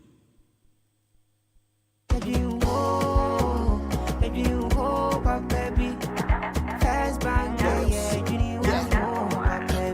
looking for a bank to rely on. Let me give you a shoulder to lie on. Wouldn't we sick to bank if no lie? Only one place where I get my eye on. Make I introduce you all to First Bank, the best services in the world, first rank. Customer service, everything is well planned. I make music, I travel, I sell land. They be my reserve 10. Cause every time I know my money's safe. Universal banking, it's in me here on the date. I'm a busy person, me no many time to wait. Now I got to Spain, even when I'm in the States. My me blue shirt. They tell me office a chilly, but who cares? Cause I bank with the best. I'm lucky, I'm too blessed. When it comes to First Bank, it's too west. Everything is you first. Nobody feed do, I'm like us. Do I'm like us. First Bank, we treat you first. Treat you first. Somebody see yeah. Think about you first. Think about you first. You first. First Bank.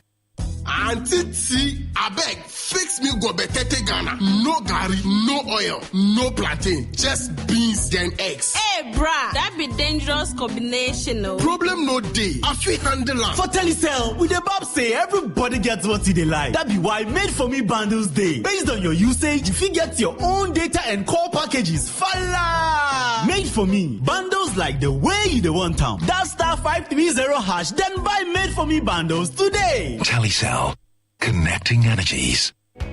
Do you want to study or explore career opportunities abroad? Take your first step with IELTS from the British Council, the world's most trusted English language test for visa applications, universities, and other institutions. Book your test and get free access to IELTS Ready Premium, our top-rated preparation platform, including practice tests, video tutorials, study plans, and more, worth 1,750 cedis. Visit our website today to achieve your study and career goals with the British Council. When I was young, I asked my mother the secret of her vitality and health. She said, the right food, the right exercise, the right amount of sleep, and the right blood tonic. Nexcofa, the right blood tonic. Nexcofa blood tonic is fortified with iron and other essential vitamins and minerals for a strong, healthy, and active body. Nexcofa blood tonic is effective for the treatment of anemia, lack of appetite, and stressful conditions in both adults and children. Nexcofa Blood Tonic, the right family blood tonic. Nexcofa Blood Tonic is manufactured and distributed by NS Chemist Limited. This advertisement has been vetted and approved by the FDA. Mr. Kojo, 1 minute before you go to work. The AC you said you want to fix, it won't work.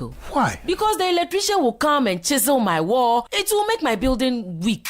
Wait, is that a puppy? No animals in my house, Kojo knows all the challenges about renting. That was his reality until he discovered Republic Bank. With Republic Bank's flexible mortgage solutions, you can move from tenant to homeowner quickly. Imagine stepping into your own home, a place for your family to grow and create memories.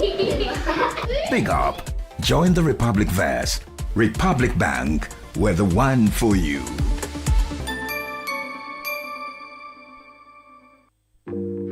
This season, get ready to meet the Blanksons. Meet my lovely family.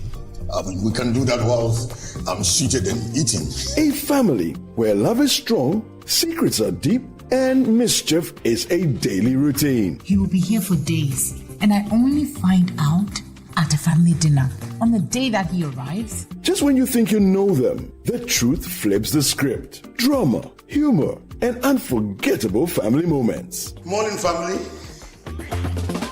Everything in the kitchen is actually gone. You know, in the UK, I work like a donkey. But here, I eat like a monkey.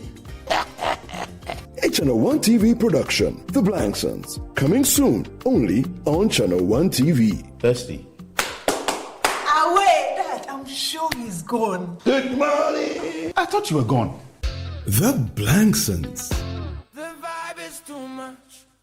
Are you ready to revolutionize the future of agriculture? The Ministry of Trade, Agribusiness and Industry, in partnership with the Ghana Exim Bank, proudly presents the Ghana Agrotech Fair 2026. The fair will feature exhibitions, market linkages, masterclasses, and workshops on climate-smart farming, digital tools, and export development. Join us at the Black Star Square from March 17 to March 19 at 9 a.m. each day. The President of the Republic, His Excellency John Dramani Mahama, will be assisted by the Minister for Trade, Agribusiness and Industry, the Honorable Elizabeth Ofusue-Jari, and the Chief Executive of the Ghana Exim Bank, Honorable Sylvester Adina Mensah, to open the fair. Government agencies, agrotech firms, startups, farmers, financial institutions, and the general public are all welcome. To exhibit or for inquiries, call 0559 679326 or 0242 585419. Media partners: Daily Graphic, Media General, Radio Gold, Citi FM, and Channel 1 TV.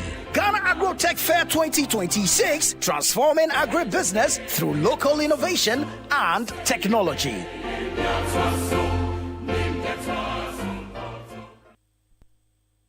This is the Citi Breakfast Show. The city's biggest conversation. The Citi Breakfast Show. Rise above the noise.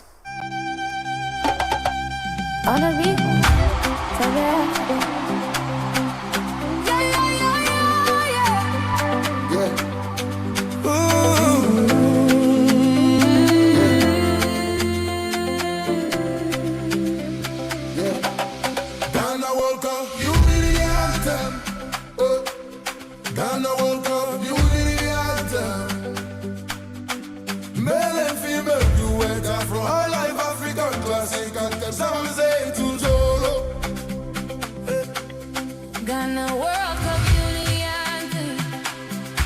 This is more than football, this is destiny. Ghana, the gateway of Africa, where freedom opened the door from chains to choice, from pain to pride. The world knows who we are. We stood for truth, we stood for time. We stood so Africa could shine. Now the Black Stars rise again.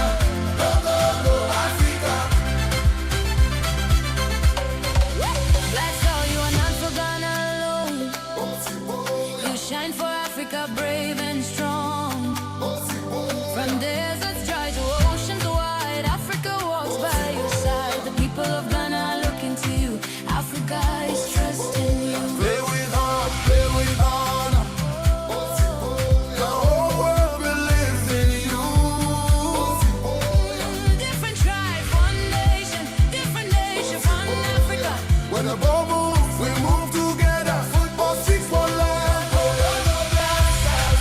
Go, go, go, Ghana. 2 minutes past 8 on the City Breakfast Show. It's a new one coming in from Togbi Africa. Go Black Stars. I don't know why you are in a happy mood of us Black Stars song. Our next match is in March. No, but we have some. It's a friendly match. Yeah, it's a friendly match coming, and we need to build momentum for the Black Stars. For some time now we've not had so much faith in their capabilities. They've qualified for the World Cup, so we're hoping for a good performance. So this has been released in anticipation of the World Cup. Exactly, so that we can build support, we can gather momentum, and bring the love back. And so who's this artist? So this is Togbi Africa. Togbi Africa. Yeah, Togbi Africa. Yeah, Togbi. Yeah, Togbi Africa where they deliver. Yeah. This guy and his artist. There's one called Kini Eyes. Yeah, Pascal. Kini Eyes today, yes. Where do you find these people from? Oh, tell it. Are you a low-key music producer? The truth is that, you see, when you go to our other side, there's a lot of talent. There's so much. But the point is that we don't have platforms in Accra to actually advertise these talents. So there's so much. Togbi Africa, so you have a lot of great talents in the region who are doing great music. Yes, but for some reason we don't have the platform. So you are giving them the platform. So at some point maybe we have to create a whole Biafra platform for them to be dealing with this. Togbi Africa. Yeah, that's right. Listen to the song. Let's inspire the Black Stars. Togbi Africa.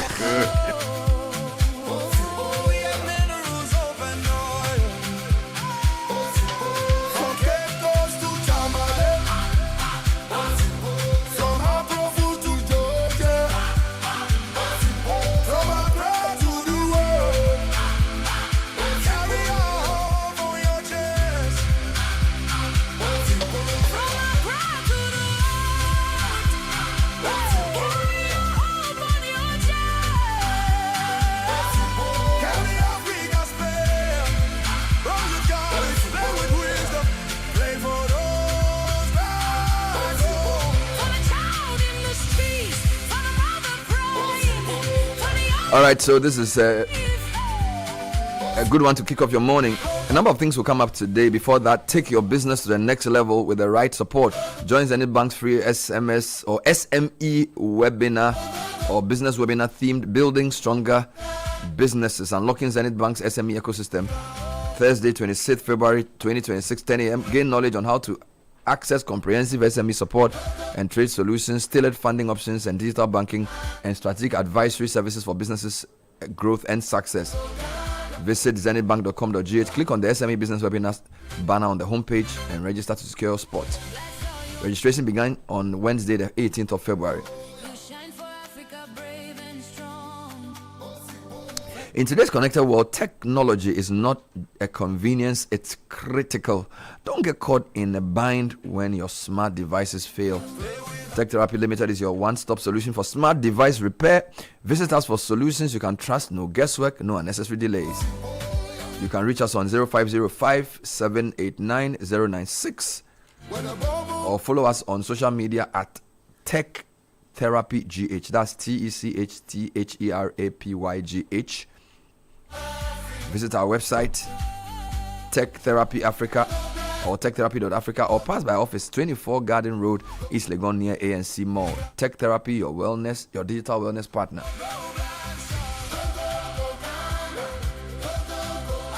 Get ready to boost your career with SIMA. Whether you're fresh out of school or climbing the corporate ladder, SIMA gives you real world skills, global recognition, and a powerful network of over 689,000 professionals in 190 countries. And while you learn, unlock leadership and digital finance skills and become a chartered global management accountant. No boring lectures, enjoy flexible self-paced online learning and study anytime and anywhere. Call SIMA on 026-3011-992. That's 026-3011-992. SIMA, one qualification, countless career opportunities.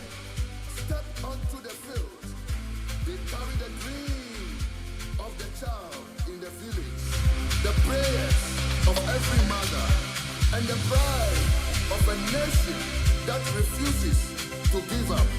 To our brothers and sisters across Africa, stand with Ghana, because when one African nation rises, the entire continent rises. Let us restore. Meanwhile, Anglo Gold Ashanti wishes to alert the public to fraudulent job recruitment scams using the name of the company and its subsidiary Anglo Gold Ashanti Iduaprim Mine. These fake ads and letters are not affiliated with Anglo Gold Ashanti in any way. Anglo Gold Ashanti never requests payment for jobs or authorizes third-party recruiters. Verify vacancies via our official website on anglogoldashanti.com or call 0302 743 400. Report any scam to the nearest police station. Official social media pages of the mine are Anglo Gold Ashanti Iduaprim and Obuasi Mines. Facebook, LinkedIn, YouTube.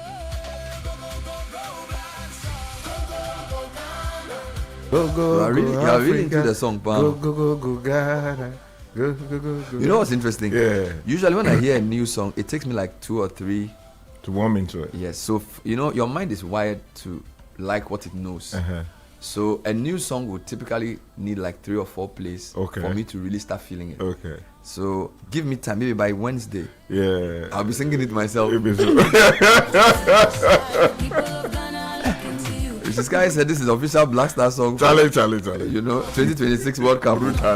Are you optimistic about the World Cup? It's difficult. We've been affected by so many injuries. Yeah. So it casts some really serious doubts over what will most likely be our team for the World Cup. But Ghana always somehow makes it.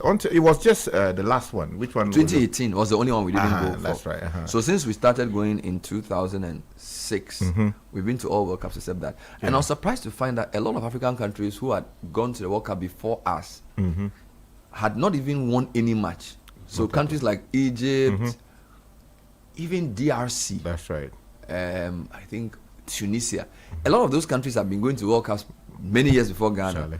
Meanwhile, our record is much better than theirs. Exactly. Our 2006 record, as a first timer, was quite great. good. We got into the second round. 2010, you know what happened. Charlie, we nearly South got to the Africa. semi-final. Bro. And then 2014, even though we went out in the first round, we actually won a game. Exactly. 2022, we still won a game. Yeah. So Ghana has actually... So maybe you are right. We do well at World Cups if the Yeah. players are motivated. So I hope the nation can rally behind the team. Yeah. There are so many things that we use to divide ourselves, but the Black Stars is probably the only thing that we all have that. Exactly. When they are playing, we all Charlie. Yeah. Even if you are angry, cry, you still open your eyes more. What is small? it's like somebody you love who's annoying you. That kind of thing. So we love the Black Stars. I really hope that the technical team will do a good job. They will get our best players. Yeah. And I think now, initially I was saying I didn't want the people. I was part of the no contribution, no chop. But upon serious consideration, upon careful, a man must be humble enough to admit he was wrong. So there was a day I had a big argument with Sky about this, and I think my emotions got the better part of me. Because if you look at a lot of the countries that do well, France, most of the players who play for France have no real affiliation to France. They were just born there. Exactly. Now Algeria, Tunisia, and Morocco have a way of harvesting people whose parents are from their country, but who live in these countries to play for them. So I think you were right. So now if they bring Callum Hudson, they won't complain. That's good. If they bring what's the other one's name? Nketiah, I'm okay. There's a guy in Chelsea I'm eyeing. It's called Jose Champo. Yeah, Champo. Yeah, the tall guy. Though. Yeah, he's a very graceful defender. Solid guy. If you agree to play for us, I'll take it. Including the player who said that he was not interested in playing for Ghana, later changed his mind. I've repented. I remember you and I had a debate. We thank God. You have to. That I was wrong. You were right. I mean, what else can I say? Sometimes when you look at your condition now, So you are changing your mind because Salisu, which is what the guy did. No, Salisu is injured, and Salisu is my favorite defender. He and Jiku, but Salisu is injured. Charlie. And you know, our best player in my view is Semenyo and Kudus. Kudus is also recovering. Mm-hmm. You know, so me now I want everybody. So please, if they had me on air, please you forgive me. I didn't know what I was doing. Father, forgive them for I didn't know what I was doing. So right now, any Ghanaian sounding name, that's right. Before. If your name has any connection to Ghana, we will take you. Morocco have used that thing. Charlie. You know, and the French are taking our players to play for them, so we should also take. And the Belgians too also do that. I mean, imagine if Jeremy Doku was playing for us. Can you imagine? Doku is one of the best. If imagine having Doku, Semenyo, and Kudus. Charlie, attacking. Charlie, Doku is playing for Belgium. Charlie. Meanwhile, Doku was in Ghana at Christmas. Oh, he came to Ghana full, met Ashantini and everything. Charlie. He's one of the best wingers in the world. He's playing for. And meanwhile, Belgium. Charlie. So Doku, if it's possible. Doku, if it's possible, Charlie, we want you. Come and play for us, Charlie. Now, the Ghana Exim Bank is a decade old and is hosting an international conference on the theme, a decade of enabling export, trade, and industrial transformation, resetting Exim for the next frontier. It's on 25th and 26th March, Kempinski Gold Coast with Citi Hotel, 8 a.m. each day. President of the Republic, His Excellency John Dramani Mahama, will perform the official opening of the conference, which will bring together captains of industry, thought leaders, and decision makers in the global development finance ecosystem to deliberate on emerging issues in the development finance space. So if you want to take part in this once in a decade event, call 020-8541-480 or go to our website eximbankghana.com/conference to register. That's www.eximbankghana.com/conference to register. Conference host is Honorable Sylvester Adina Mensah, CEO of the Ghana Exim Bank. Media partners Daily Graphic, Media General, Citi FM, Radio Go, Channel 1 Television and Multimedia Group. Knowledge partners IFC and SME Finance Group. But the song sounds vaguely familiar. That is mad. We are in an age that you need to recognize, right? I just returned from. The song sounds vaguely familiar. I haven't said anything. No, I know what you. I just returned from elsewhere. A conference then. Yeah, there's so much happening that we have to be alive to. But we have to be careful. Oh yes, I mean we have to be careful. I'll give you my concern about AI. I read an article this week. I was at a program. And somebody sent me an article. I'm going to read the article to you. Okay. And then you can comment. The article was not specific to AI. But what it said, and this article was quoted. So here's a story. Gen Z, the first generation that... Oh, the story is opening. It's a New York Post story. Okay. The first generation officially dubbed dumber than the last. Oh, Charlie. This story was published on February 7 by Gian Erickson. Gen Z, this will smart. The generation born between 1997 and 2010, known as Gen Z, is the very first generation who did worse in school than the generation before them, according to a top neuroscientist. Right. And shockingly, they are proud of it. They are the first generation in modern history to score lower on standardized academic tests than the one before it. Dr. Jared Cooney Horvath, 43, told the Post. And to make matters worse, most of these young people are overconfident about how smart they are. The smarter people think they are, the dumber they actually are.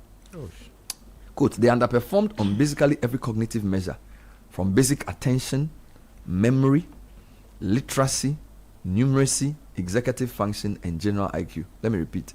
They underperformed on basically every cognitive measure, basic attention, memory, literacy, numeracy, executive function, and general IQ. Horvath recently testified to the sad fact before Congress. Yeah, I watched that video, Telling a panel of lawmakers that Gen Zers who followed the millennials, so millennials were people born between 1981 and 1996. So I am the class prefect of millennials. I was born in 1981. Telling a panel of lawmakers that Gen Zers who followed the millennial generation blew up humanity's proud academic record the wrong way. So what happened that caused an entire age group to bomb test scores? Horvath, who studied reams of data from standardized academic tests, so SATs, ACTs, all these tests, told Congress that Gen Z's struggles stem from the fact that they are the first generation to grow up with constant screen time. Can I repeat? Horvath, who studied reams of data from standardized academic tests, tells Congress that Gen Z's struggles stem from the fact that they are the first generation to grow up with constant screen time, and it's no substitute for learning. More than half of the time a teenager is awake, half of it is spent staring at a screen, said Horvath, who taught at universities around the world, including Harvard and the University of Melbourne in Australia. Humans are biologically programmed to learn from other humans and from deep study, not flipping through screens for bullet point summaries. But digital devices called educational technology, EdTech, take up most of their brain matter during class time and homework. Then students spend their hours away from the classroom consulting with their personal arsenal of phones, tablets, and laptops, where they scroll through TikTok captions and fire off snippet Snapchats in between eyeballing summaries of classic literature instead of picking up books and actually reading it. Or instead of picking up a book and actually reading it. Learning from screens has turned them into skimmers, right? So there's no depth, no thoroughness. Because they're just skimming through. Said Horvath. And without the heavy lifting, even beautiful minds can tend to mush. I'm not anti-tech. I am pro-rigor, said Horvath, who wants schools to limit the amount of screen time for students and go back to the good old days when kids had to crack open a book and pull an all-nighter to pass a test. A sad fact our generation has to face is this: our kids are less cognitively capable than they were at their age, Horvath told the Senate Committee on Commerce, Science and Technology. We have been standardizing and measuring cognitive development since the 1800s. Every generation has outperformed their parents, said Horvath, until Gen Z arrived. And it's not just happening in the US. Across 80 countries, if you look at the data, once countries adopt digital technology widely in schools, performance goes down significantly, said Horvath, who is also the founder of LME Global, an Arizona-based group that bridges research and classroom practices to improve academic outcomes. Any time tech enters education, learning goes down. Looking ahead, he said he hopes for new policies in which schools are forced to pull back on tech in the classroom and give the upcoming kids, Generation Alpha, a better chance at becoming brainiacs. Sky. Yeah. And to add a bit of personal context to this, you and I know that now when our children are given homework, look, they will use internet to do their homework. Yeah, you know. So now we are being told that the teachers have to change the kind of homework they give. Because if you give a child a homework that says, define this or find this, it's too easy. So now somebody was telling me that if you want a child in an age of technology not to be lazy, you can say, this is the definition of matter. How was it derived? So you are going to change the question so that you are going to force him to work. Because if you just ask him to define or to find, Sky, now they even have an app. They will take your phone and use Google Lens to take a picture of the question. You don't even write the question answer out. Google Lens take a picture of the question, and then Google Lens will give him the answers. Yeah. So he's not even writing. He's not even typing. You know. So, look, if you were born between 1997 and whatever, let me calculate the age. I want you to tell me what you think about what I'm reading, because this thing I'm reading is not. I'm not trying to slander a generation, right? But the story is very clear that people born between 97 and 2010. So let's calculate the age. If you're born in 97, how old will you be? You've been 19, right? No, 29. No. 29. Yeah. 29, yes. Yeah. 29. So between 29 and you're born in 2010, how old will you be? So we are 16. 16. So people who are between 16 and 29. So these are people who are in SS2 all through to having finished university like maybe 8 years ago. 8 years ago, yeah. 7, 8 years ago. Are you a Gen? Are you one? Yeah, he is. Oh, please come. I have a no, but he's very brilliant. No, I just want to check something. We have Samuel Akom here. Yeah, he's one of the finest. So if you are listening and you were born between 1997 and 2010, this is what the data is saying, that they did standardized test scores in 80 countries, and they've been doing these tests since the 1800s, and every generation does better than the previous. So, for example, I was born in 1981 till 96, so we are the millennials. We did better than my big brother, who was born in 1978, and my sister, who was born in 75. So basically, my generation is smarter than the generation before us. So let me put it this way: my generation is smarter than Komla Dumont's generation. All right. Yeah. Who are also probably smarter than Kofi Amwabin's generation. Who are probably also smarter than Professor Stephen Ade's generation. Do you understand what I'm saying? But they are saying that your generation. How old is the Ashanti Regional Minister?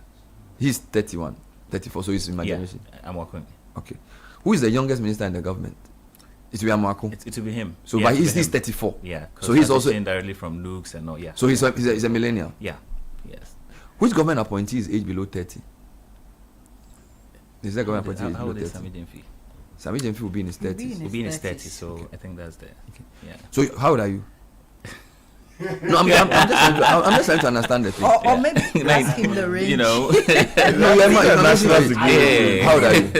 27 plus 1 of every year. The reason, so when did you start using a computer? See, because when I was in Legon, in level 100 or 200, before I saw a phone, a proper phone, I think it was 2009 something, and the phone was a Motorola. So when I was doing my dissertation, was when I properly used the computer, and even that computer I had to share it to somebody. Computers were not that. We had computers, but it was, you know what I'm saying, it wasn't like cheap like that. So I just want to understand, when did you start using a computer? When I was in, let's say, KG2. KG! And that time, what we were doing was playing video games. I mean, PC games.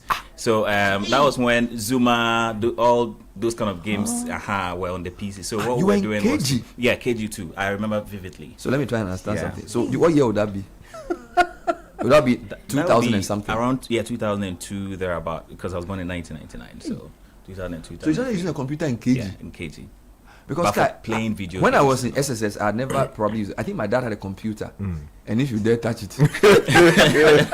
So I think we started using computers properly at Legon. But even that was when I was in 400, 2004-ish. Even that was for my dissertation. And then I left Legon. By the time I got to Warwick, computers were everywhere. So it's KG2. Yeah. So when you were in SHS, you had a phone. Yes, I had a phone. I had a phone in high school. And it was a smartphone. Yeah, it was a smartphone. Wow. Yeah, and then at that time, the AI tools had not gotten to the level it had gotten to, but you could still Google something stuff and get information from there. So if you are home on vacation and you are doing classes, some of the things you can check online. You can just check online. So instead of, did you do science or arts? Art, general arts. So because it means you can even Google how to solve a math equation. Yes. You can use YouTube to teach. Yes, I remember during WASI, some of the mock questions came out. Some of the questions we had to Google them and look at them. They'll show you how to. They'll show you how to. I mean, which method will be easier to use in the exams and which one, you know. But did that affect the way you practiced and studied it? For me, it's added to what I already knew. For example, if I come to you, you teach me something, then I Google it. The information I get there adds up to help me explain it better. Yeah. But did you? So the reason I'm asking this is the online can give you bullet points easier than a full book. So for example, if you are doing literature and you're supposed to read Macbeth, you could go online and they can give you a very nice summary of Macbeth, and you will have enough information to pass the exam. To pass the exams, so that you didn't just go and write bullet points. Yeah. You'll be able to have more information. Yeah, but you see, the problem is that if you read Macbeth, the purpose of reading the Macbeth is not just to pass the exam, because there are certain things you will get from it, the diction, the flow of thought. Macbeth is supposed to change the way you think. But if you are able to get the high level summary of Macbeth and pass the literature exam, you may seem smarter than me, but you've cheated yourself because your brain has not been fed to expand. Yes. That's what the research is saying. Yes, and the danger also is that after you use the Google or those things, most of us, would want to go and write what we've seen, you know, instead of developing it and adding flesh. We would want to look at the structure in which the thing was written, go to the exams hall, and then try to memorize, reproduce that. So I feel like it's added more to our chew and pour, because my time, it was most of But to be fair, you are probably more informed than I am, because your generation has access to more information. But the fact that there is no rigor, because again, I'll tell you, when we're doing maths, Sky, we have 2 books, Akiola, orange and blue. Yeah. Orange for core, blue for elective. I don't know about your school, but when you have that book, you learn the thing and you answer all the questions, and you do it repeatedly, okay, manually, so that you can remember how to apply the thing. And it's the same for me. I had a book called Bostock and Chandler. When they give you the thing, though, you have to answer. It seems to me as if your generation, you can find shorter ways of doing that, easier ways of knowing. Yeah. So you are cheating yourself. In a way, because it also stresses you out, because sometimes you feel like you can easily use, let's say, artificial intelligence to get something done, but it puts a pressure on you to be wanting to do so many things at the same time because of the plethora of information available to you. You get it? So instead of focusing on something to actually master it up, you feel like you have so many information out there, so you want to touch on several things, and at the end of the day, you are not really a master of one thing. Sky, remember when we did this debate a year or 2 ago about medical school and the products of Ghanaian system versus those who went to like Cambridge system, and people were saying that those who went to the Ghanaian system is tougher when you go to like a normal secondary school and you go to Legon before you enter the medical school. And then a professor said that difficulty gives the students resilience, because medicine is difficult to study. And they were saying that those who had it easy, maybe you go to some very good school, you were home, your parents were looking after you, you may not be able to cope with the stress of medical school. So what they were trying to say was that there's a certain benefit of stress that develops rigor in a person. Now, if I'm going to extend this study, it suggests to me that your generation may be less able to cope with pressure than my generation, because if you have to read the book all night, you have to do the manual calculation. That stress gives you a certain level of resilience. Okay, you guys may be smarter in solving problems, but you are sacrificing. And from the score test that the professor is talking about, you're actually cheating your mind, because your mind is not being expanded. Yeah, because the mind develops the more and more you think, the more you use it. It's like a muscle. Yeah. Sky, what do you think? So it's a very interesting point you raise, and is a matter that is receiving a lot of discussion in literature. So I just attended a series of workshops in the country where we receive some of the finest brains across the world on artificial intelligence and how it's impacting even the classroom, the workplace, and related fields. And one of the professors from Harvard spoke strongly about how he is seeing so much change in how students perform as a result of the entry of artificial intelligence in high tech. And he was talking about how generations over the past, he said he's been teaching for 40 years or so, and the evidence is so stark, and the differences. So he agrees with this? Yeah, exactly, very glaring. Now, he says, for instance, they normally will receive applications from students who want to enter into their university, and majority of the times these days you see a lot of application letters written by artificial intelligence. So for instance, if the student comes before you and you are interviewing him, because he did not immerse himself into writing the script, right, there are questions you ask, the student is unable to recall that, or the potential student is unable to recall that. Even though he wrote it himself. Even though the paper indicates that he wrote it. You have that with also students of the school who you produce a paper for marking, and then you have to defend it. Now you ask questions about the paper, and there are difficulties about answering the question. Now, that also exposes one thing. The technology will be able to do the work for you to a certain threshold level.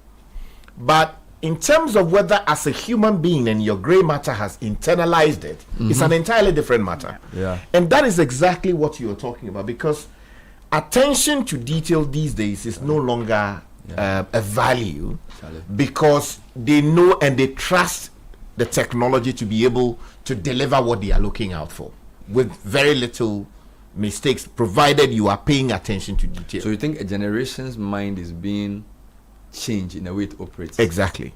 Attention to detail is suffering. Yes. Rigor is suffering. Exactly.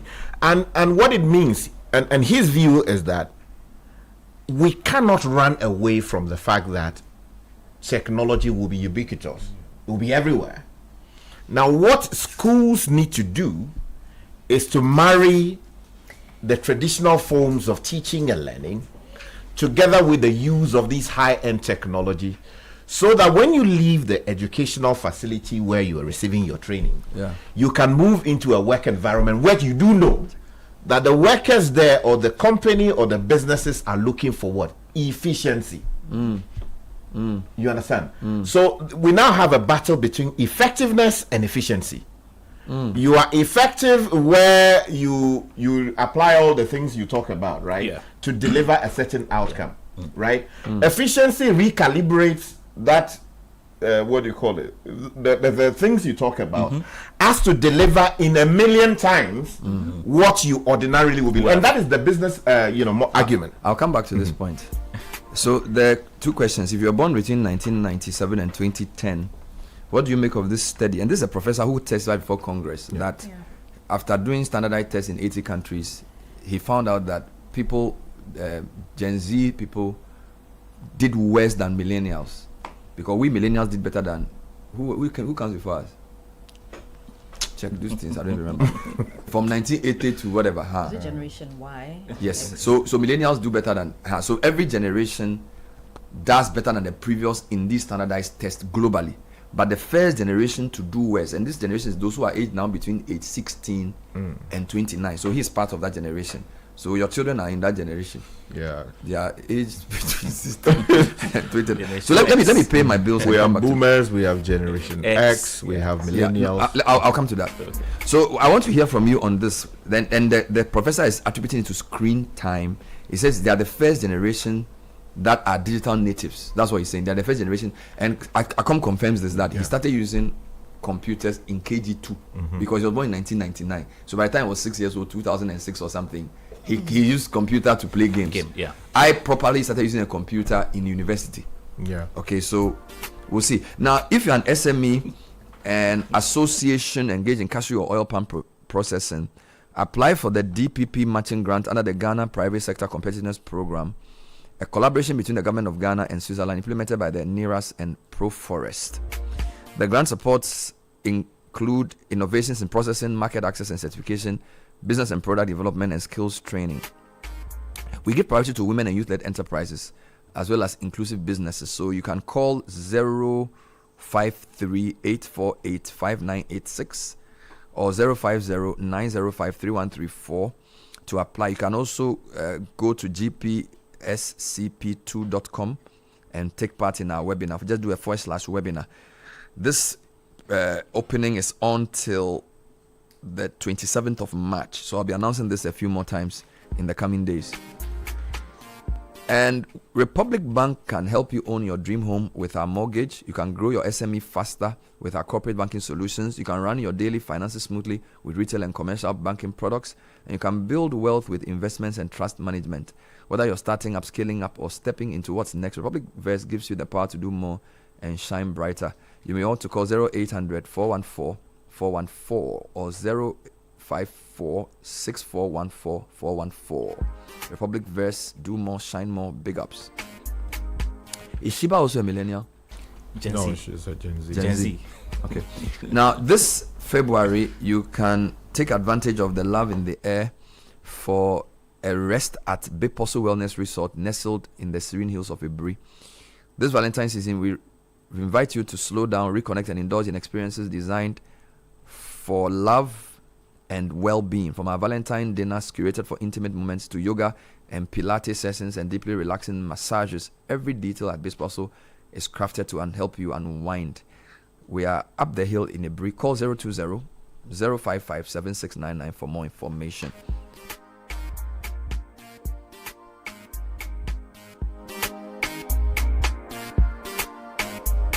All right, so a few happy birthday requests coming through. Good morning, Bernard. Please extend the birthday greetings below to Nasa of Express Pay from her family. You are like an aged ram. You just get better and more sophisticated with time. You are desired, valued, and appreciated. Happy birthday. Love you loads. Bena, Aseda, Master K, Asiedua, and Ejako are wishing Nasa happy birthday. Nasa is a friend of ours who works at Express Pay. She's an amazing lady. She was on Heritage Caravan, I think, last year or 2 years ago. Do you know Nasa? No, I thought it was not the man. The man Nasa. No. The aged ram. No, he's all confused. No. The Nasa. But aged ram. What does it mean? Well, not a good to. No. That's why most likely the ram. Is it barrel? Rum. As in RUM. Yes, that's right.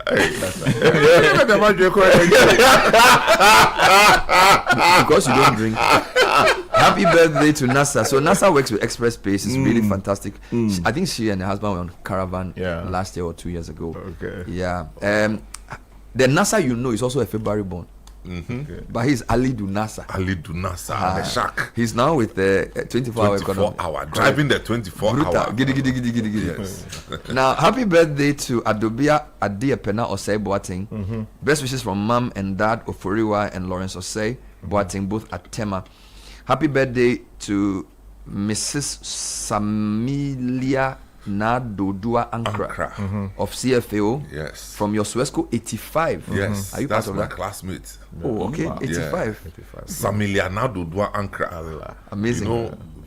You know that people you are in the same class with, but she looks like an auntie. Although it's the same age. Yeah. You go discipline right now.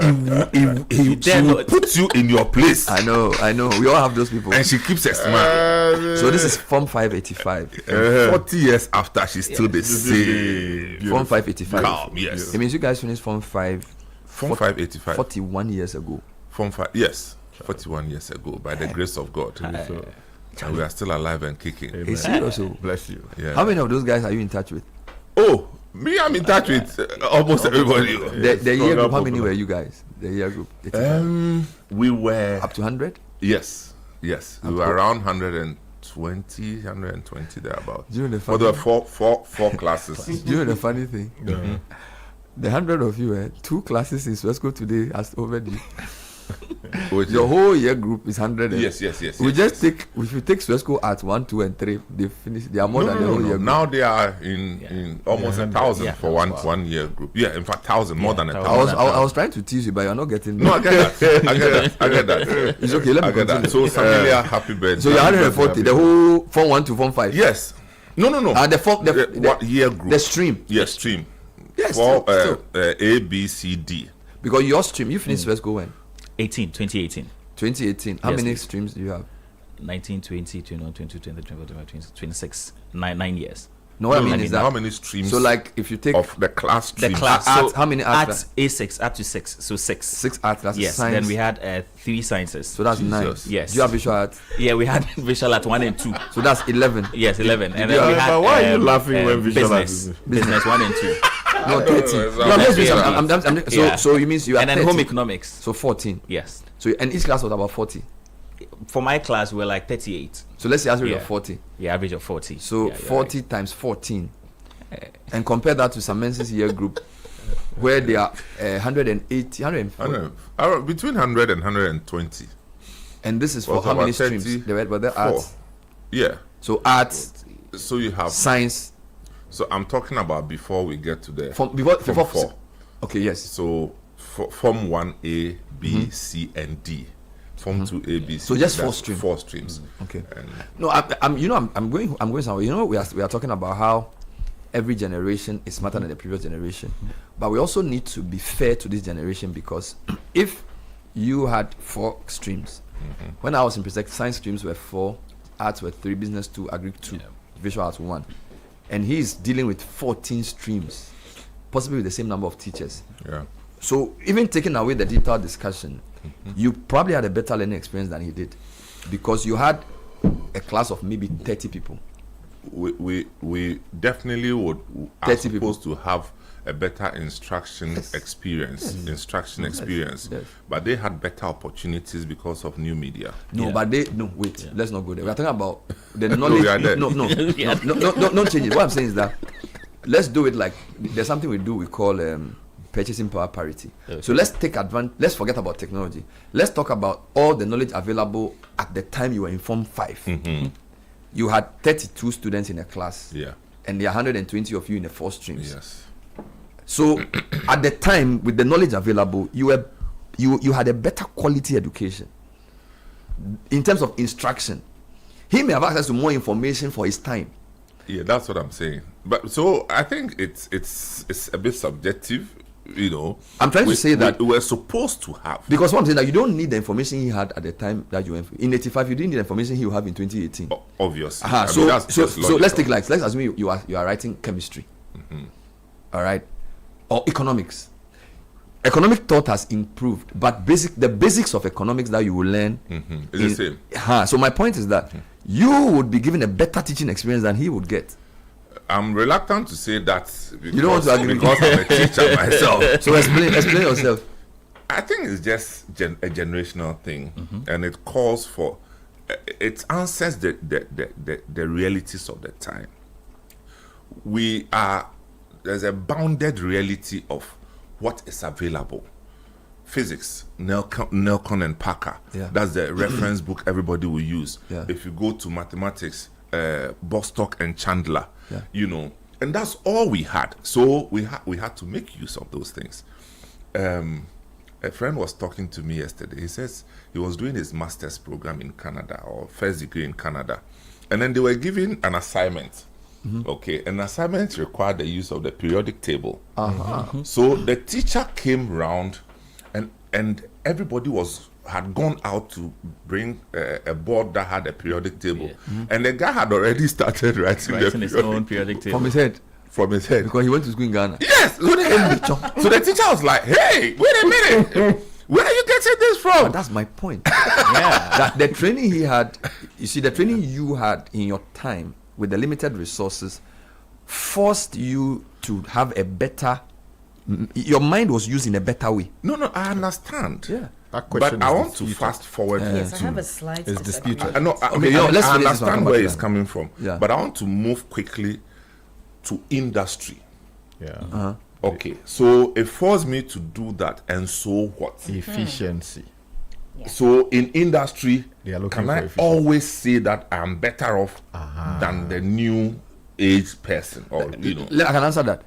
So you went to Suesco, and your time you were 185, and they are 2,000. 120. You're still adding. And now there are schools now in Ghana where in 2018 that they had 14 streams. Those schools will still have fewer streams and a class size of 20. You get it? So they will get the instructional quality you had, and also the internet and data that you didn't have. So my argument is that public schools, all right, products of public schools suffer the most when it comes to this time issue, because in your time public schools were high quality because the difference between a public secondary school and a private secondary school will not be that much. You had good teachers, you had small class sizes, and you all did very well. You are right. But in now time, he will have to, if he goes to compete with Tema International or in our time, in our time, private secondary schools was not even an issue. They were not popular at all. Yes. At all. Yeah, I mean, they will laugh at you. Who would choose a private secondary school? No. So it wasn't. You're right. I'm only saying that it's too subjective. Even the data that you're talking about.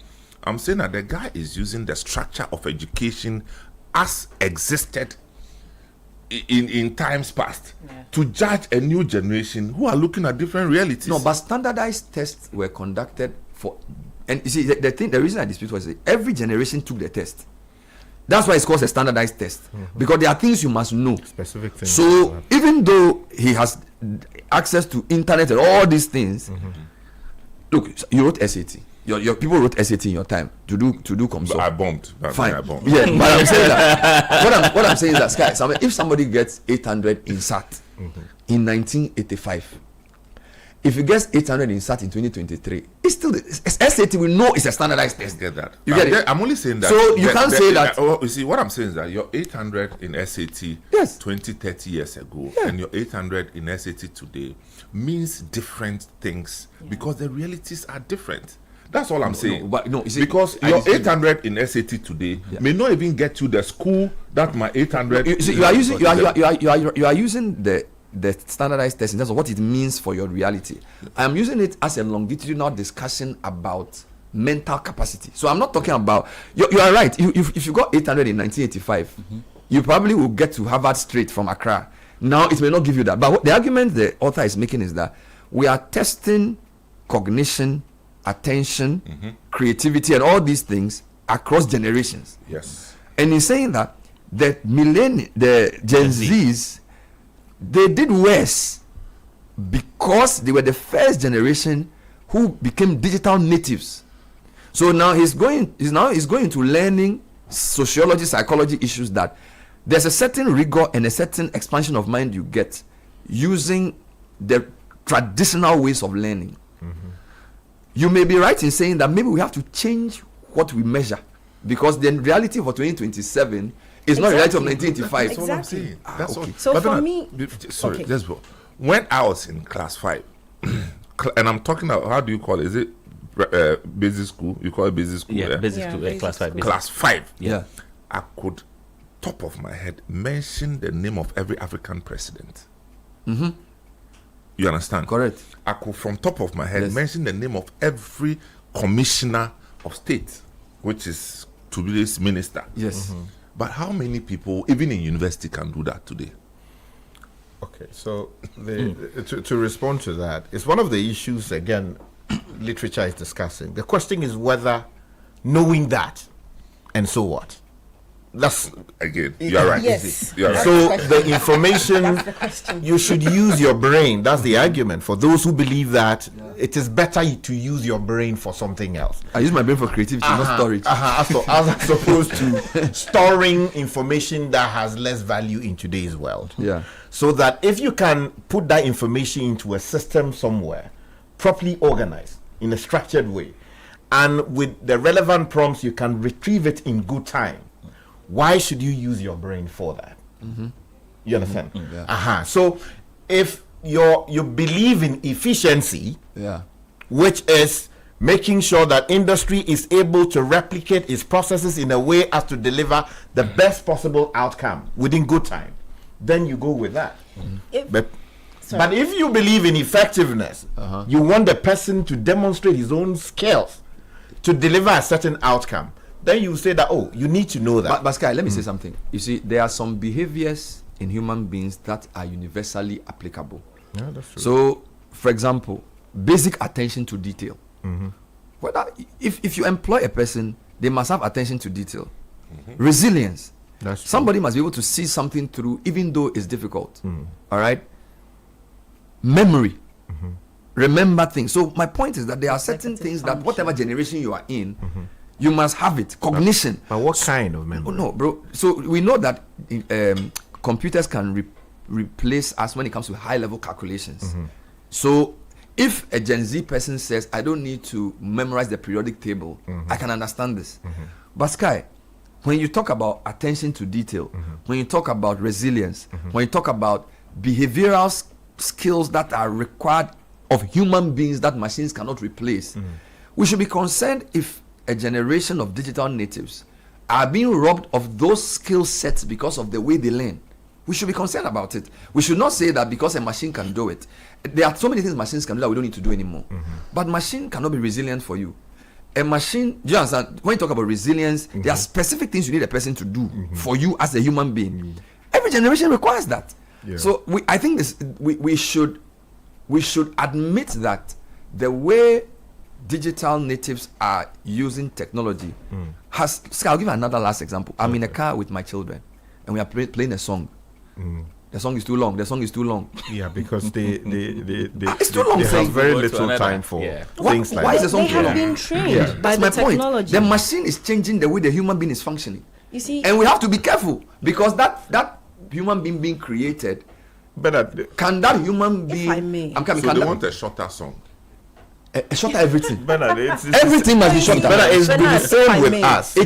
Two important things for me. I don't think it is necessarily a generational problem, as in a problem of the Gen Zs. My understanding is that, first of all, Sky asked the question of the end, so what? It's a value question for me. Two things we are not appreciating is the values that generation finds themselves in. They are not the same as the values that we hold. And they were born at the time that the internet, AI, had risen to a certain level. Millennials, we were sort of introduced to it later in life. These folks lived with it. What I think our education has not been able to do, and I think the conduct of the Gen Zs exposes the problems of our educational system or the way we educate, okay? Because if you read the article that you read, I watched clips when you went to Congress. The test system, like Uncle Sam said, is coming from the 1800s, okay? And we have not been privy to the technology that he is. That's not to say that it's all and good, it's 100% perfect. But if you have from boomers to millennials who have studied with a certain system, test scores, which, at least in our parts, highly focuses on what questions, definition questions, without necessarily focusing on application questions, even at the tertiary level. We are used to a certain kind of what you will call rigor. I will not necessarily call that rigor. The Gen Z will not put value on that. The wrong question. The Gen Z will not put value on that as rigor. So the test in itself, like Sky said, has failed, or the testing system has failed to adjust with the changing times. When the internet rose in our era, okay, late 90s, 2000s, how did we change or adjust how we were assessing students to get to know their memory, their executive function?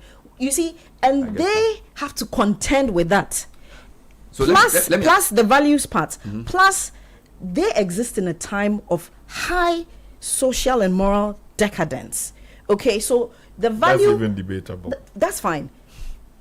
Well, yeah, but that's fine. Yeah, I'm not saying that you are not. What you value, your ability to recall the 2 times table or what, it is of no value to them because the system itself is a problem. And so technology has equipped them to be able to cheat the system, quote, cheat the system or respond faster. What we, and I think it's a parenting and it's a state problem, what we have failed to do is to take the technology, take the education system, the learning system, take the new crop of population as the Gen Z, how they think, the world they find, and put those three together. Let me see if I understand you. So I think you're saying that what has happened from the 90s till now is a quantum leap.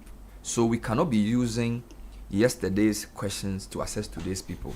So even though, so I understand you, I was born in 81. And it doesn't necessarily mean that was the best approach. I'm trying to understand what you're saying. So I went to secondary school in 96. Some men finished Form 5 in 85. But between 85 and 96, the world hadn't changed that much. Yeah. But if you come to the year 2000 and what the world has become, so you can use that test to assess my generation and Samen's generation.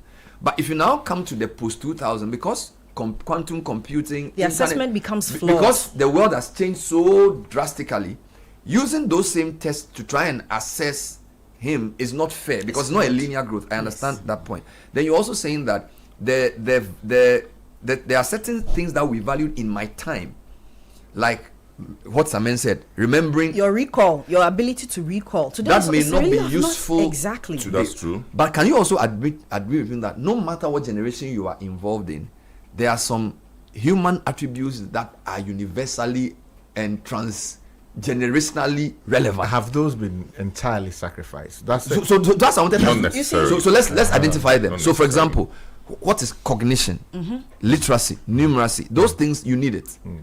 All right. I believe you need attention to detail. Of course. Very I think you need resilience. Yes. You need some level of empathy. Yes. So maybe education But it's should our now failure to connect. As That is for- why we have this result. As for empathy and resilience, AI cannot. That's my point. Because like Sky is saying, those are things that we can't sacrifice. It can't. But the point she's making, let me just put something in context. You see, I think it's the whole AI thing that has brought us here, right?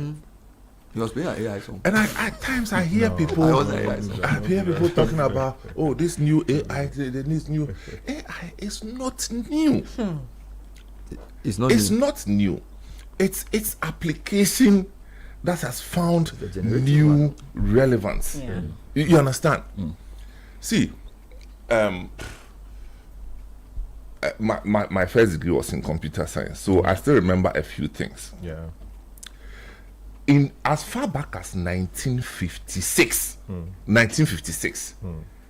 at the Dartmouth conference, that's where this AI thing started, with the machine learning and all those things. Yeah. Okay. Now, it wasn't until 1997 that IBM used the generative AI approach to beat Garry Kasparov, if you remember this name. Chess. The world chess Human champion. being versus. And it was all over the place Because that till a then- computer had beaten Garry Kasparov. Yeah. That was our first experience of what generative AI Machine using learning, big data can do. So what I'm saying is that at that time we thought it was just a chess game.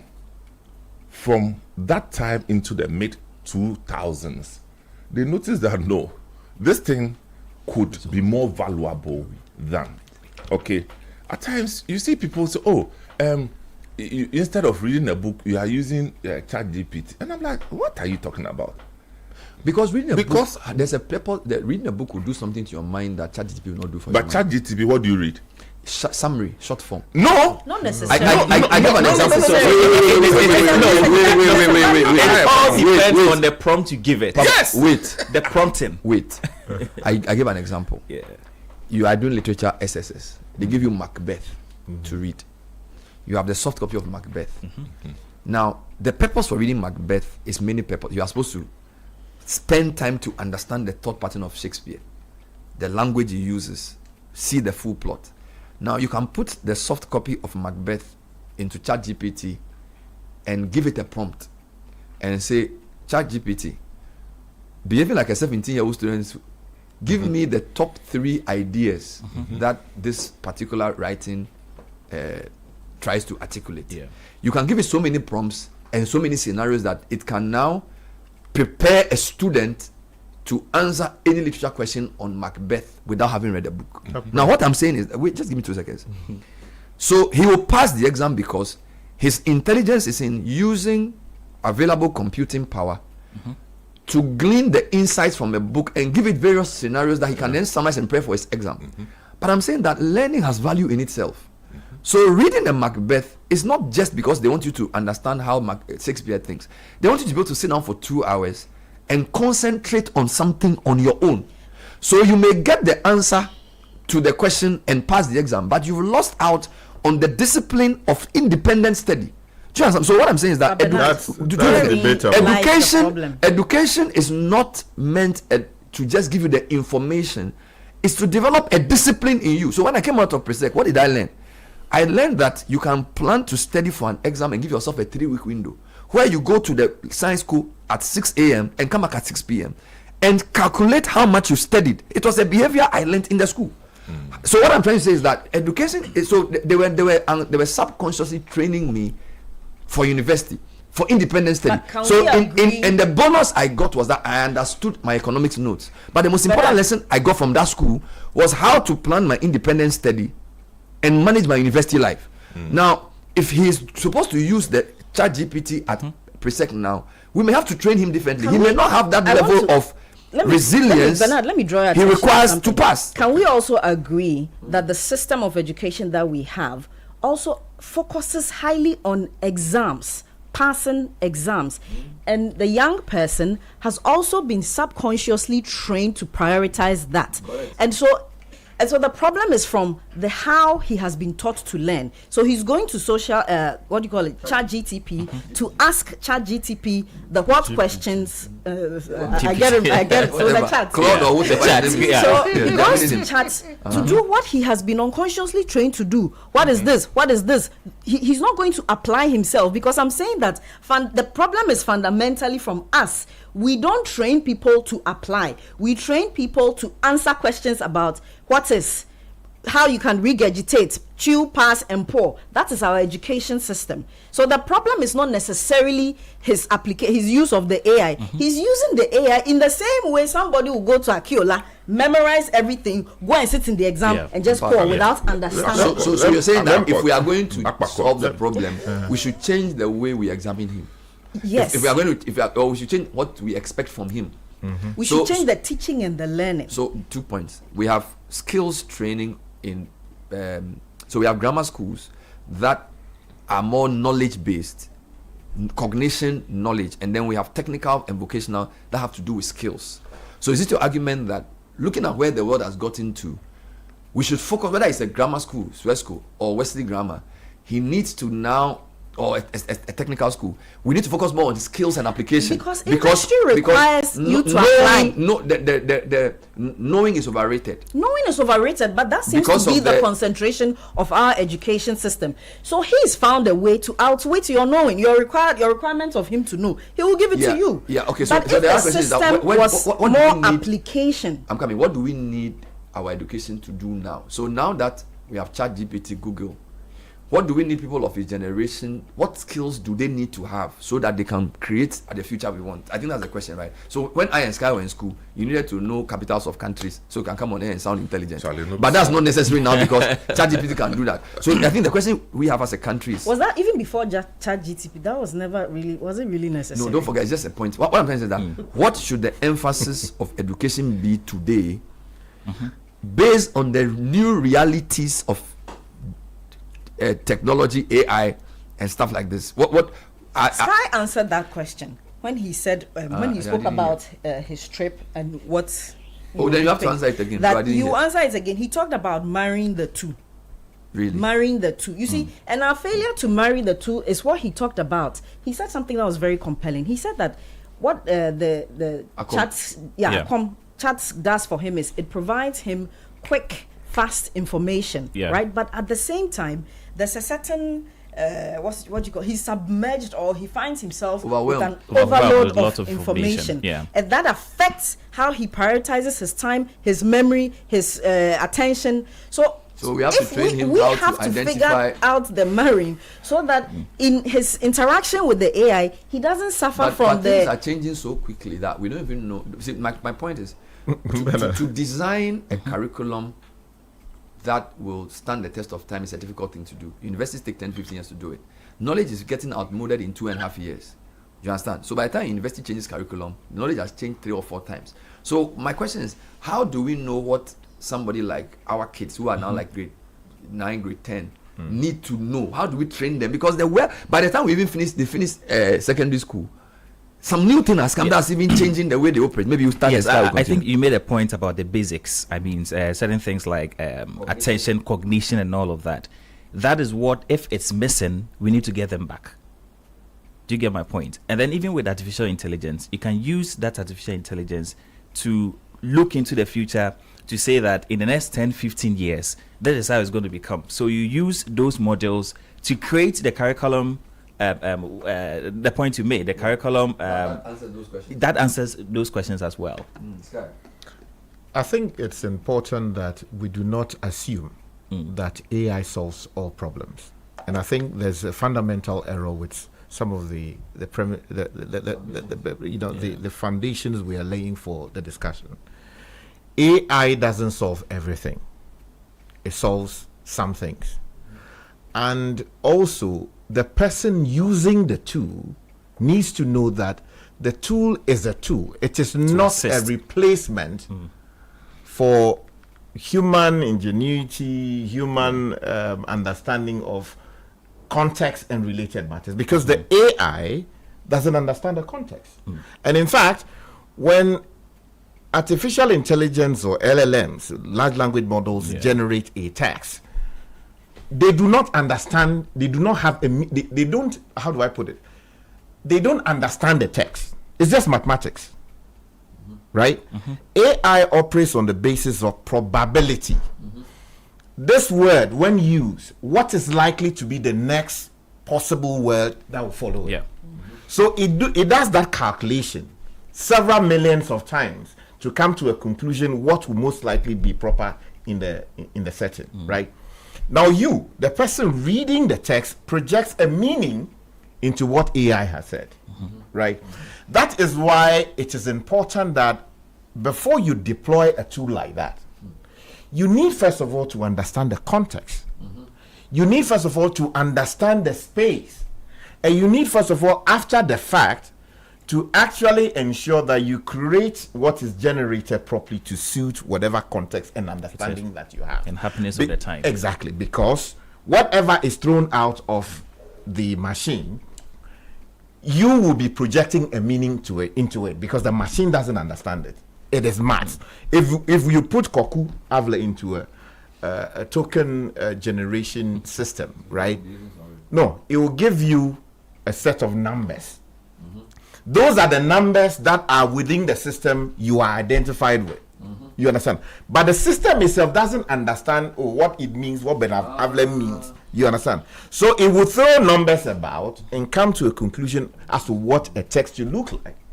So you have to tweak it properly. Now, the problem we are having is that a lot of people are pumping prompts into these systems without understanding what they are throwing out, and they are not tweaking it to suit the specific circumstances. They just grab and drop them. Exactly. So, something has happened, so you drop it in and say, write a story about this for me. No.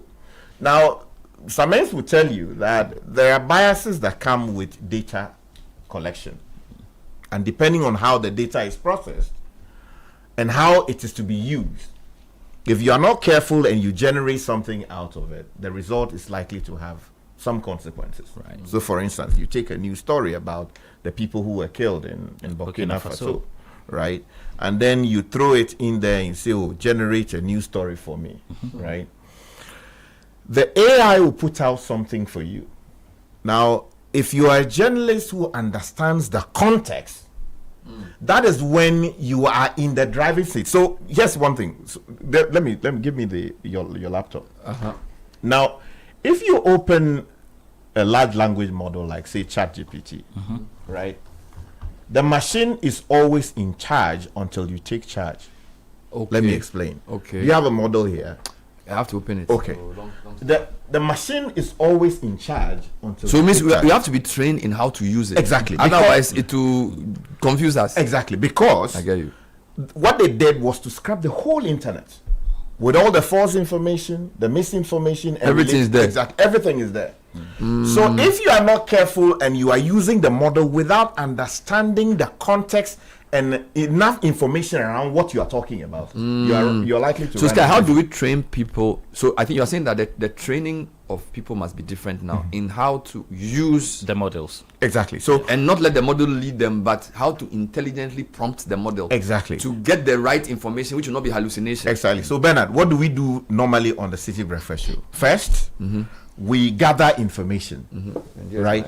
But if I explain the point, okay. We gather information. When we finish gathering the information, in the process, what do? We try to sieve out the unnecessary ones. What is relevant, what is not relevant. And then when we decide, then we structure them properly, right? Then we move to the next stage. What is the purpose for what we are doing? Does this information align with what we are doing? If it does, then we move to the next level, right? Now, what you need to do as someone who wants to deploy a tool like that is to first of all find the information. Now, be careful. The information is on ChatGPT, but it comes with all kinds of things. I get it. So what you need to do is to go for the right information, which is what? Google it. If you Google it, budget for 2024, right? And then give it to the exactly. Now extract that very information to open and all the other relevant hallucinations. So you are saying take charge of the process. Yeah, that's right. But whilst I agree with you, let's not get too deep into AI. Don't forget the premise of the article was screen time, and the premise of the article was for people who were born in a certain era, who are digital natives. So my concern is about how our kids learn.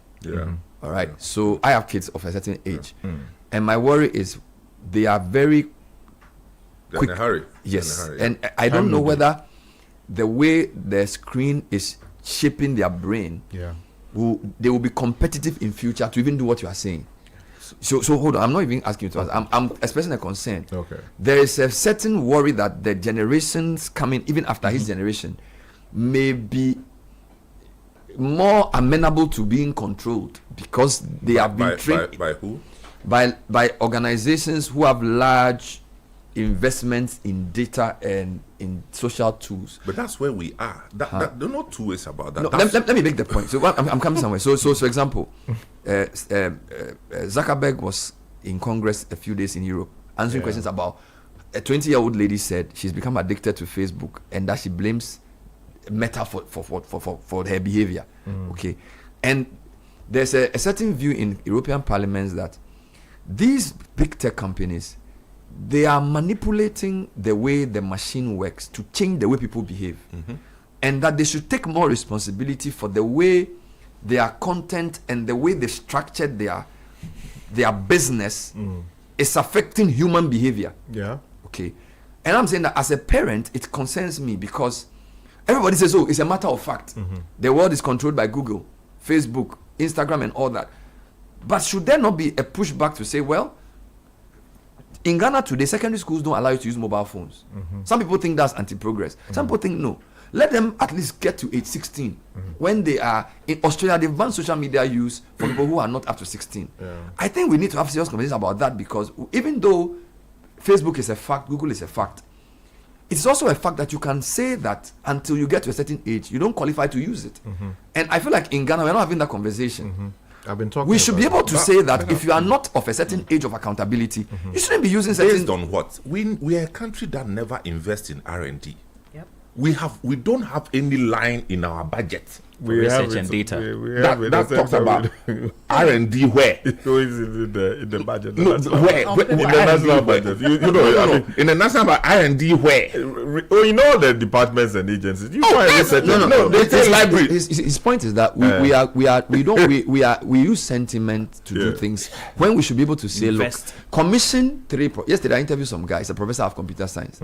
Commission people to say what is the best age to give a child social media. No, but you see, but and I'm coming, publish the result and say, let's even debate it in like parliament. Do you understand? So his point is that don't just use an American thing. That's what we do. Let Ghana, get some guys from Tech, Legon, and some place and say, okay, do a study on how usage of social media affects kids. So what age should you recommend? And then share your findings with Parliament to have a debate about it. While I agree That's with what that, he's trying to while I agree with that, you don't disagree with no. But, see, we should introduce some nuance. While I agree with that, we should not always try to reinvent the wheel. They say, right? No. Let me finish. We don't have to. Because all of these things you are talking about, the reason the Americans are talking about it is because people have sat down and researched it. The Italians are talking about it because they have sat down and researched it. The French are talking about it. No, I understand. But you see, in this day and age, there's something known as adjusting a research outcome to suit specific context. So you're right. We don't even have to waste time. So we can even use research that's existent. No. But back to the point. I'm saying that Ghana. So no problem. We are on the same point. We are all saying that we need to have a national conversation. I agree with you about the effect of large digital media companies and the way they operate on our kids. I agree Social media and how it affects people of various ages, and possibly say that. And you see, the reason the Europeans are concerned is that a secondary school student in maybe grade 7 or 8 in an European country has a laptop and a phone. Yep. In Ghana, they are not allowed to use it in school yet. In secondary school, but they haven't taken a look at home. that. So what I'm trying to say is that even the teacher doesn't know. So what I'm saying is that Sky, wait. the Europeans have been able to research it because now it's a fact that every grade 8 student has a phone. Yeah. So now they are saying you can't use social media until you are 16. In Ghana, every grade 8 student may not have a phone. So we need a contextual research on what we should do. That's what he's saying. Yes, I agree with that. And so, for example, should our secondary schools allow kids to bring phones to school? It's a question we have to answer. Yeah, I think it has been a debate before. That conversation has been in there. It depends on the level of supervision that we can apply. And because time allocation. Yes, left on their own, they may have the phone, but use it for something that is of no value. How much time should they spend on the phone screen? You know, Scott, you are making a lot of points so fast that we are losing the elements. I'm telling you, the man is saying a lot. I'm telling you, because we are Ghanaians, so we are thinking that if we show disapproval of the trend, then something will change. Papa, nothing will change. We have to implement specific big data. Is big data, and it will control our lives for the rest of our lives. Maybe we need to adapt. You understand? And what is this AI thing? You know, the information encoding on one side and then decoding on another side. Everything boils down to these two things. That's right. And the information encoding is the AI tool which encodes the information that is available. That's right. It is your instruction to the AI that decodes it. At what age should I give my children a phone? That's what I want to At this age, where they are now, you give them a phone. Yeah. And tell them, and let them know the joy of achieving with the phone. Because, you know, at that stage, all they want is something to be excited about. Limited use. I'm telling you. Limited use. Yeah, and you can even restrict them. You can restrict them. Yeah, you can put some restrictions on the phone. Our children how to think and how to think properly. And apply. It won't matter at what age you give them the phone. No, but that's different. The truth is no, that but that's the if reality. you give them the phone, you should be able to have time to manage how they use it. At least 16. No, you see, let me quickly cite an example. What my 12-year-old does on the phone is different from what a 29-year-old does. If you give them a spoon and you put cocoa in front of them, and you don't teach them how to use it, they will spill the cocoa. And it's also but what the phone will do to themselves. But also let me say quickly that you see there are times that we stop kids from accessing some of these things, right? But when they find themselves in the school environment, right, there are kids from other homes who bring these things. Now there you are not there to control what he's watching and what is not. So I think there should be a delicate balance. Let me bring you some messages. This one says, I remember one time I sat in an interview which I had compiled my CV with AI. I used DeepSeek, ChatGPT and Claude AI to make it meet ATS standards. I was even shocked at what AI brought out. I just tweaked some few words. Now the interviewee asked me to take a pen and paper to write my CV again. In as much as I struggled, it taught me a great lesson. 28-year-old Benjamin from LA. Yeah, but then was it useful to ask her? To some more messages. Bernard, to support your argument, I think someone is supporting your argument here. Bernard, to support your argument, shut down the internet today and see how the Gen Zs will struggle as opposed to those who weren't exposed to it when undergoing their training. That one is Jesse from Sakumono. It's commentary. Bernard, Google Lens takes a longer time. There is an app called Galt AI. Just scan the work and you can ask follow-up questions. This is Black Stadius from Koforidia. Hello, Bernard. Let me help you with the literature bit. It's like the Heritage Caravan. Those who participated have the experience and are involved, which leaves a memory. Thank you. Those who visit those places on YouTube don't get that experience. Same for reading literature books and making AI summaries.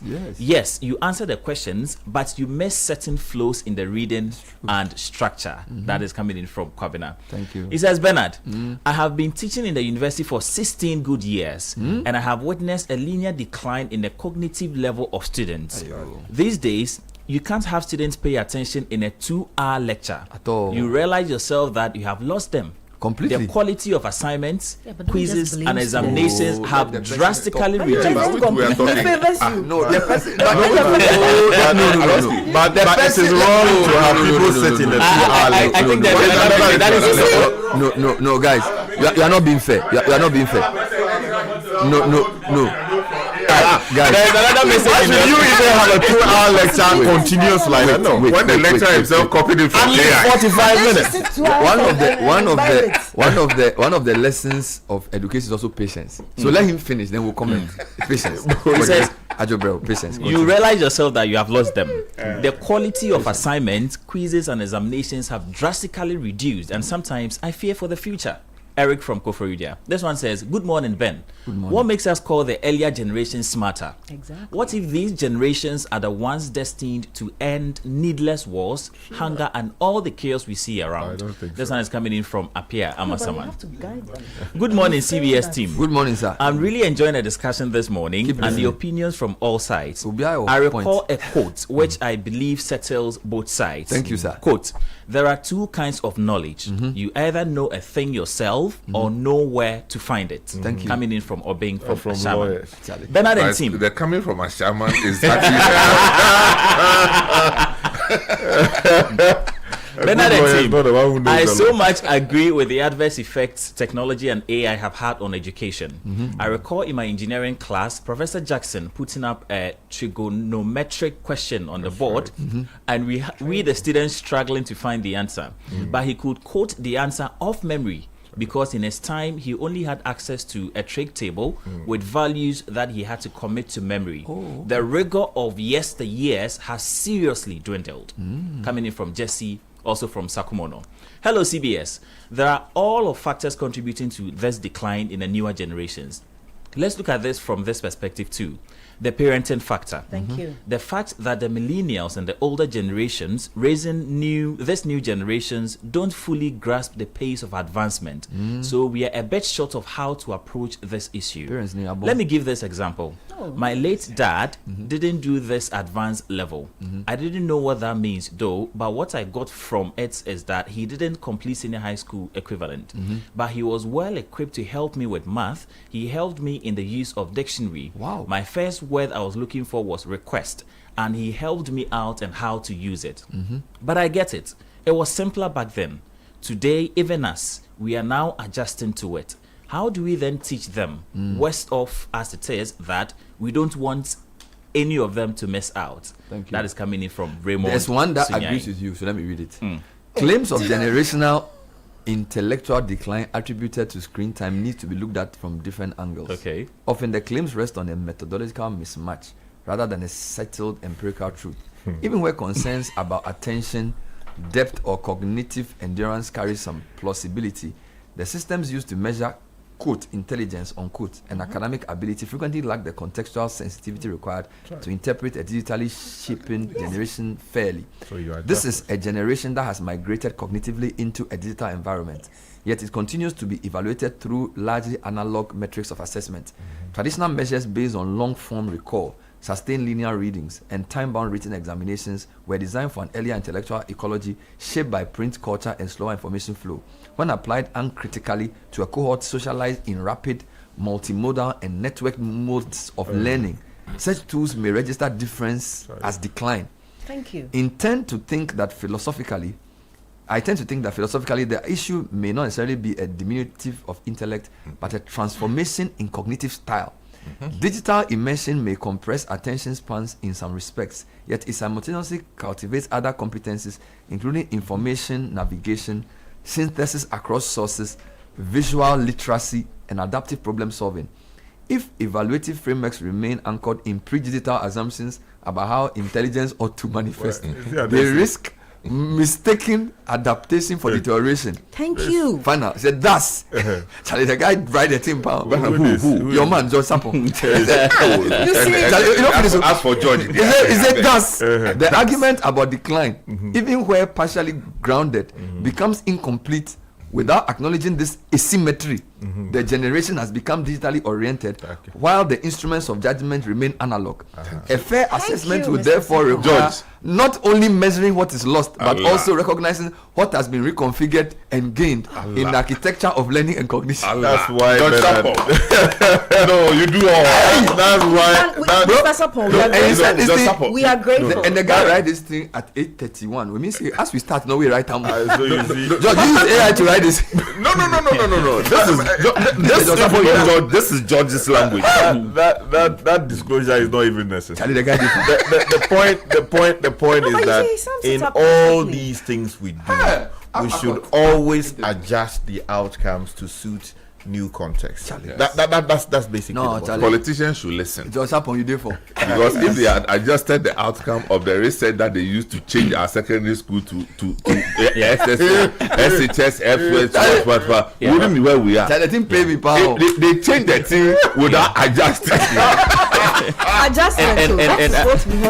I want the last word. The last word. Just as we sit here and in the course of this conversation, Papa sent me, an article, a PDF detailing, this conversation. I just went to use AI to summarize it. I can use it now. And I lost my point. Exactly. So we can't do away with it. We just need to adapt. I'll tell you what. You see the younger person. He do one quick. He did it quick. Meanwhile, when there's a doctor friend who sent it I wanted to read the whole thing. And I said to her that I have to read the whole thing before I comment on it. How olden. But I think there's something we should walk away from here. If you are 40 or above, trust me, you need to find the appropriate AI to relearn and be in a position to serious. Because if you don't, I support this with 10 bags of cement. Which cement brand should I use?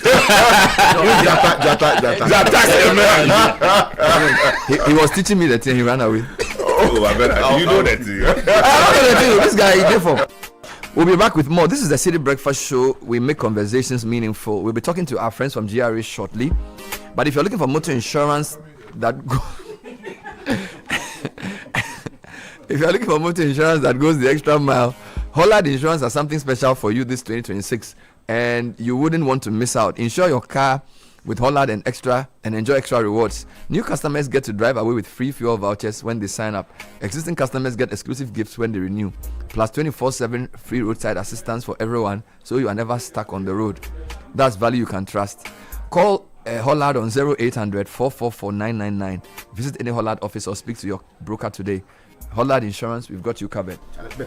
Yeah, some birthday. Yeah. Let me do a happy birthday to my very, very good friend, Felix Delacruche, Pastor Dr. Felix Delacruche of the Church of Pentecost. Exactly. As he's one of the directors of something. Yeah, that's right. He's in charge of media. He's Felix. a big man. Today's his birthday. Yeah, today is his birthday. Which branch of the church is he pastoring now? He has one. It's around the Malam area. Felix is a great guy. One day you should bring for me to interview him. I will do that. And also tomorrow is the funeral of our friend. Yeah, Elom Desau of the Economy Times. Exactly. So those of you who have the time to go all the way to the Volta region. No, he's doing it at. They are doing it at the house. Before they move. Yes. But what I'm saying is that if you have the time, please make the time to. To go and support him. Yes. Otherwise, you don't have to always be there yourself. You can send some resources. A girl or chore. Yes, it'll be so. This is the City Breakfast Show, the city's biggest conversation.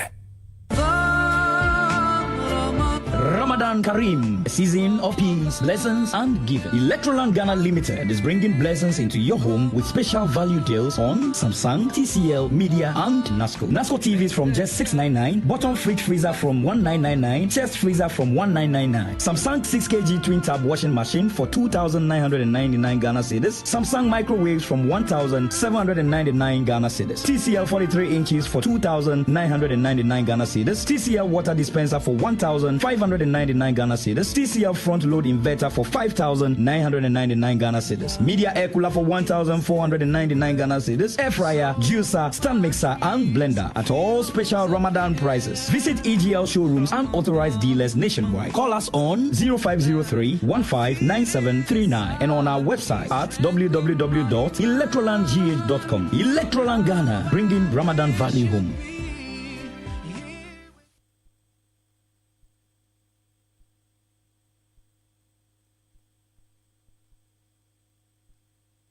This is the City Breakfast Show, the city's biggest conversation.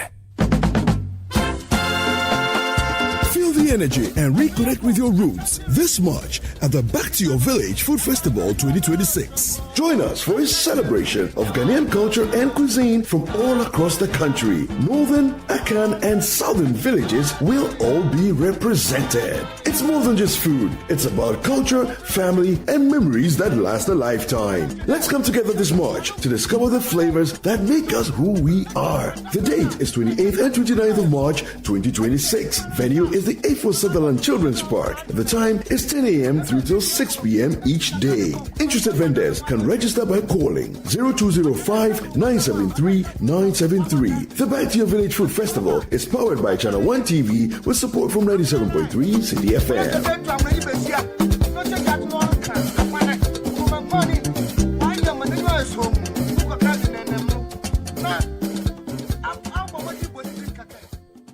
When you hit the road, anything can happen. Drive with motor insurance that's fast, reliable, and always there when it matters. Whether it is comprehensive motor insurance, third-party fire and theft, or third-party only, Provident Insurance will sort you out. Insure or renew from January to March and enjoy fuel coupons and exclusive branded souvenirs. Terms and conditions apply. Drive confident, drive protected. Visit any Provident Insurance branch nationwide, our agency outlets, or licensed brokers. You can also call 050-937-4928 for inquiries or visit providencegh.com for more information. Remember, Ghana card is required for individuals and TIN number for corporate clients and for all motor insurance transactions in line with NIC directives. With Provident, plan your cover.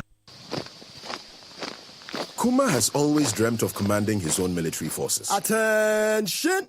Eyes right, stand at ease. Because that dream is still a vision in progress, he spends his time commanding his money with the EcoBank mobile app. Operation Supplier Payment. Dispatch 1,000 units of currency from Accra to Benin.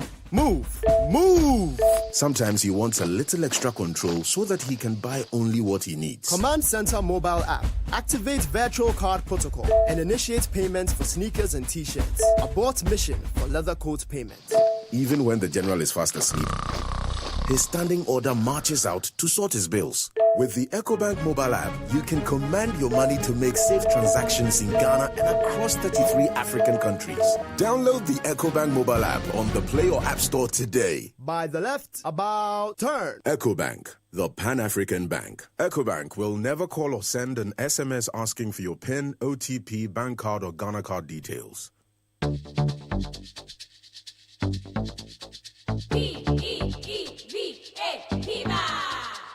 Looking for a burst of flavor in every sip? Discover the refreshing taste of Piva beverages. Enjoy the classic Piva Cola flavor, perfect fit anytime. How about a fruity adventure? Try our delightful Piva orange fruit drink packed with recognized citrus flavor. Craving something exotic? Our Piva cocktail fruit drink brings the tropics to you. For a sweet and juicy treat, grab our grapefruit drink and don't miss out on the refreshing Piva Tangerine fruit drink, bursting with tangerine flavor. Piva Cola, Piva Orange, Piva Cocktail, Piva Grape, Piva Tangerine. Grab yours today. Available now at your local store. Call us on 055-00-322-31. Piva, a taste you love. This advert is FDA approved. P for Piva. The City Breakfast Show. Rise above the noise.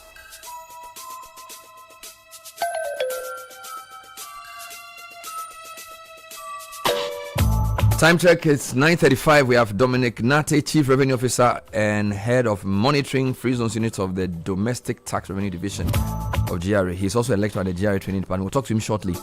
But before that, Litina Travel and Tours has some great news for you. We are sending you to the World Cup. It's a 2-in-1 experience uniting world-class football and global business in an unforgettable journey. Our package includes visa to watch all 3 group stage matches, 3 official match tickets, return charter flights, hotel accommodation, travel insurance, and exclusive access to business networking events across the 3 host nations. Now call Litina on 0244-260-789 or visit us at Alisa Hotel Northridge to secure your spot. The number again, 0244-260-789. Litina is your gateway to 2026 FIFA World Cup. All right, so Mr. Nate, welcome to the show. Good morning. Good morning, Bernard. Good. So I'm sure you know that the new VAT act is generating a bit of a stir. Yes. So the Act 1151 is the name of the act. What is the rationale behind the passage of this new act? Okay, thank you, Bernard.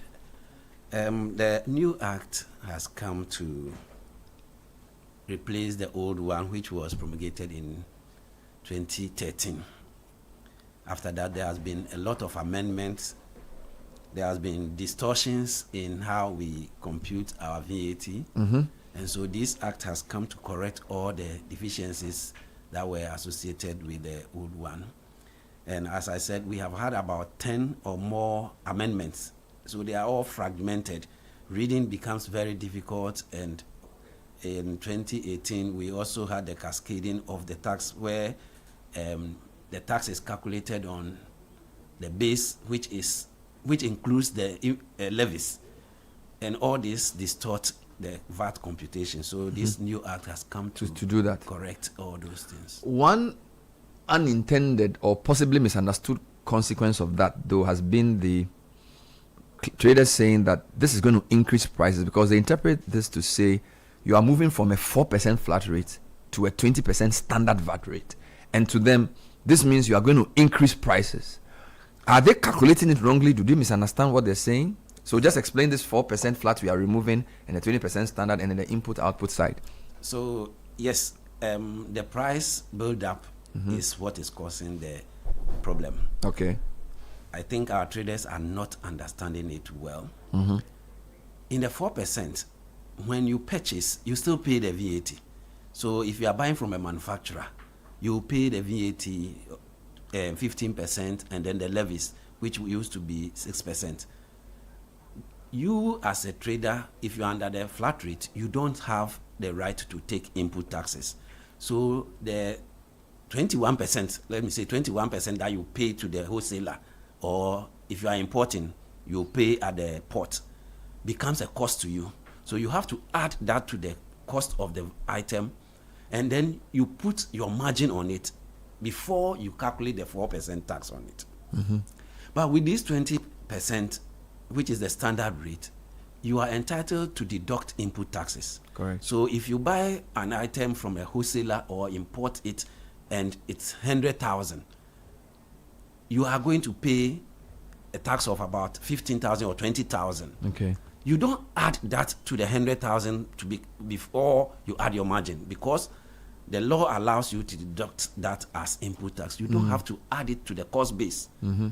So you just go ahead and calculate your margin on the 100,000 before you charge the output tax. And when you charge the output tax, you are not even paying the entire output tax to GRA. You still will deduct the input tax that you already paid from it.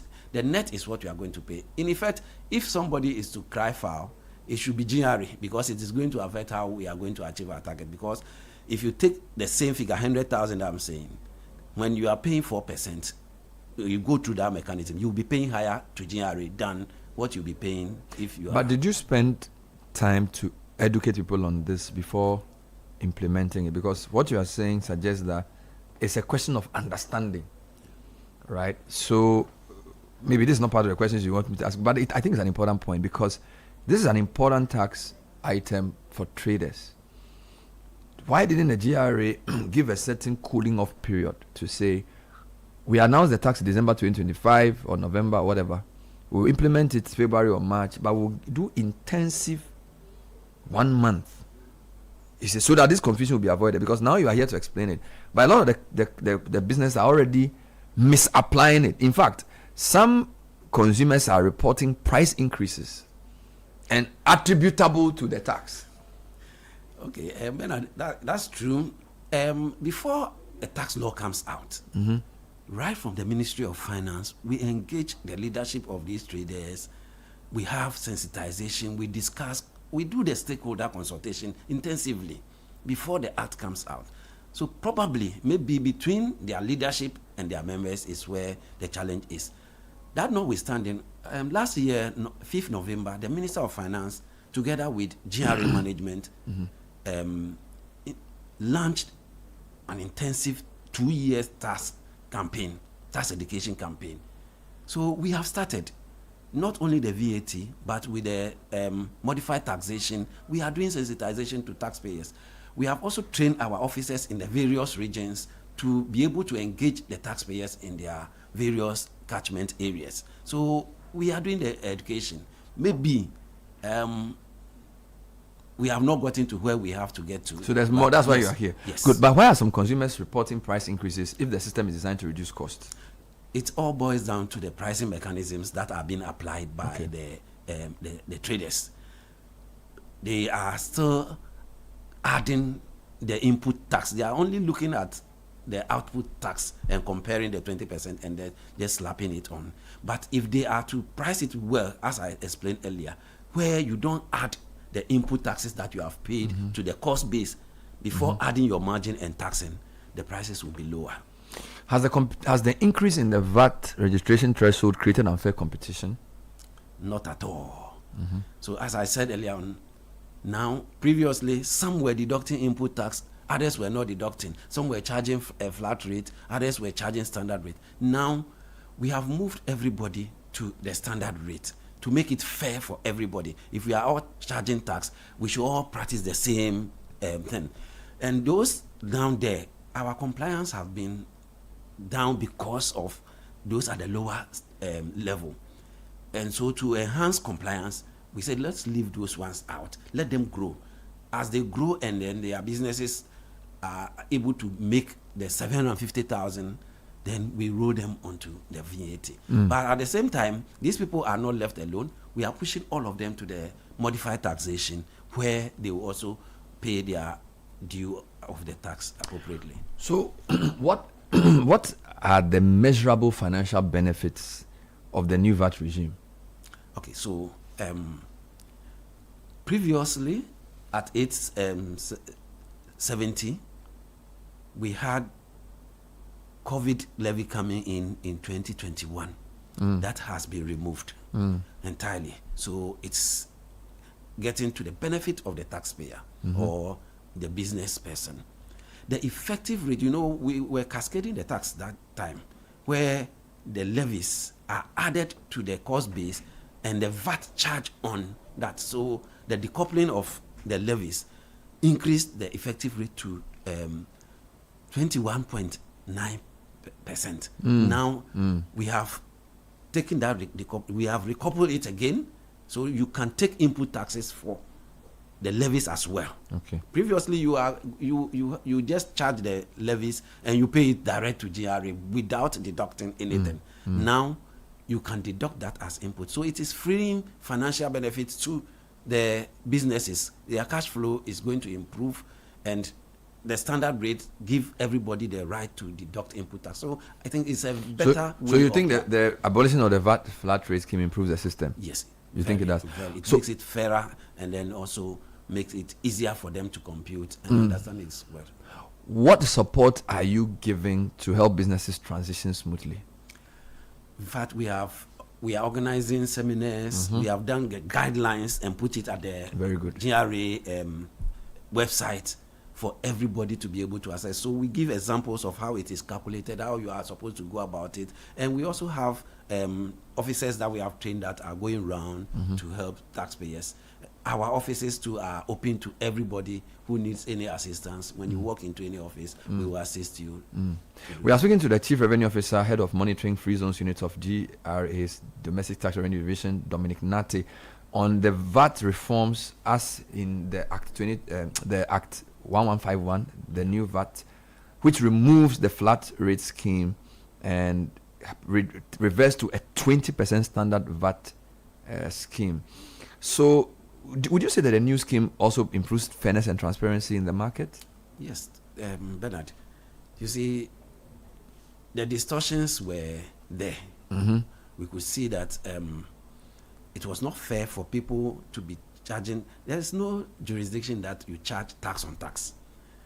But this time, this one has come to remove that. It makes the playing ground fair for everybody. If we are all charging standard, we are all charging standard. If we are not charging, we are all not charging. Businesses in various categories, we don't find somebody in this industry charging 20% and another in the same industry charging 4%.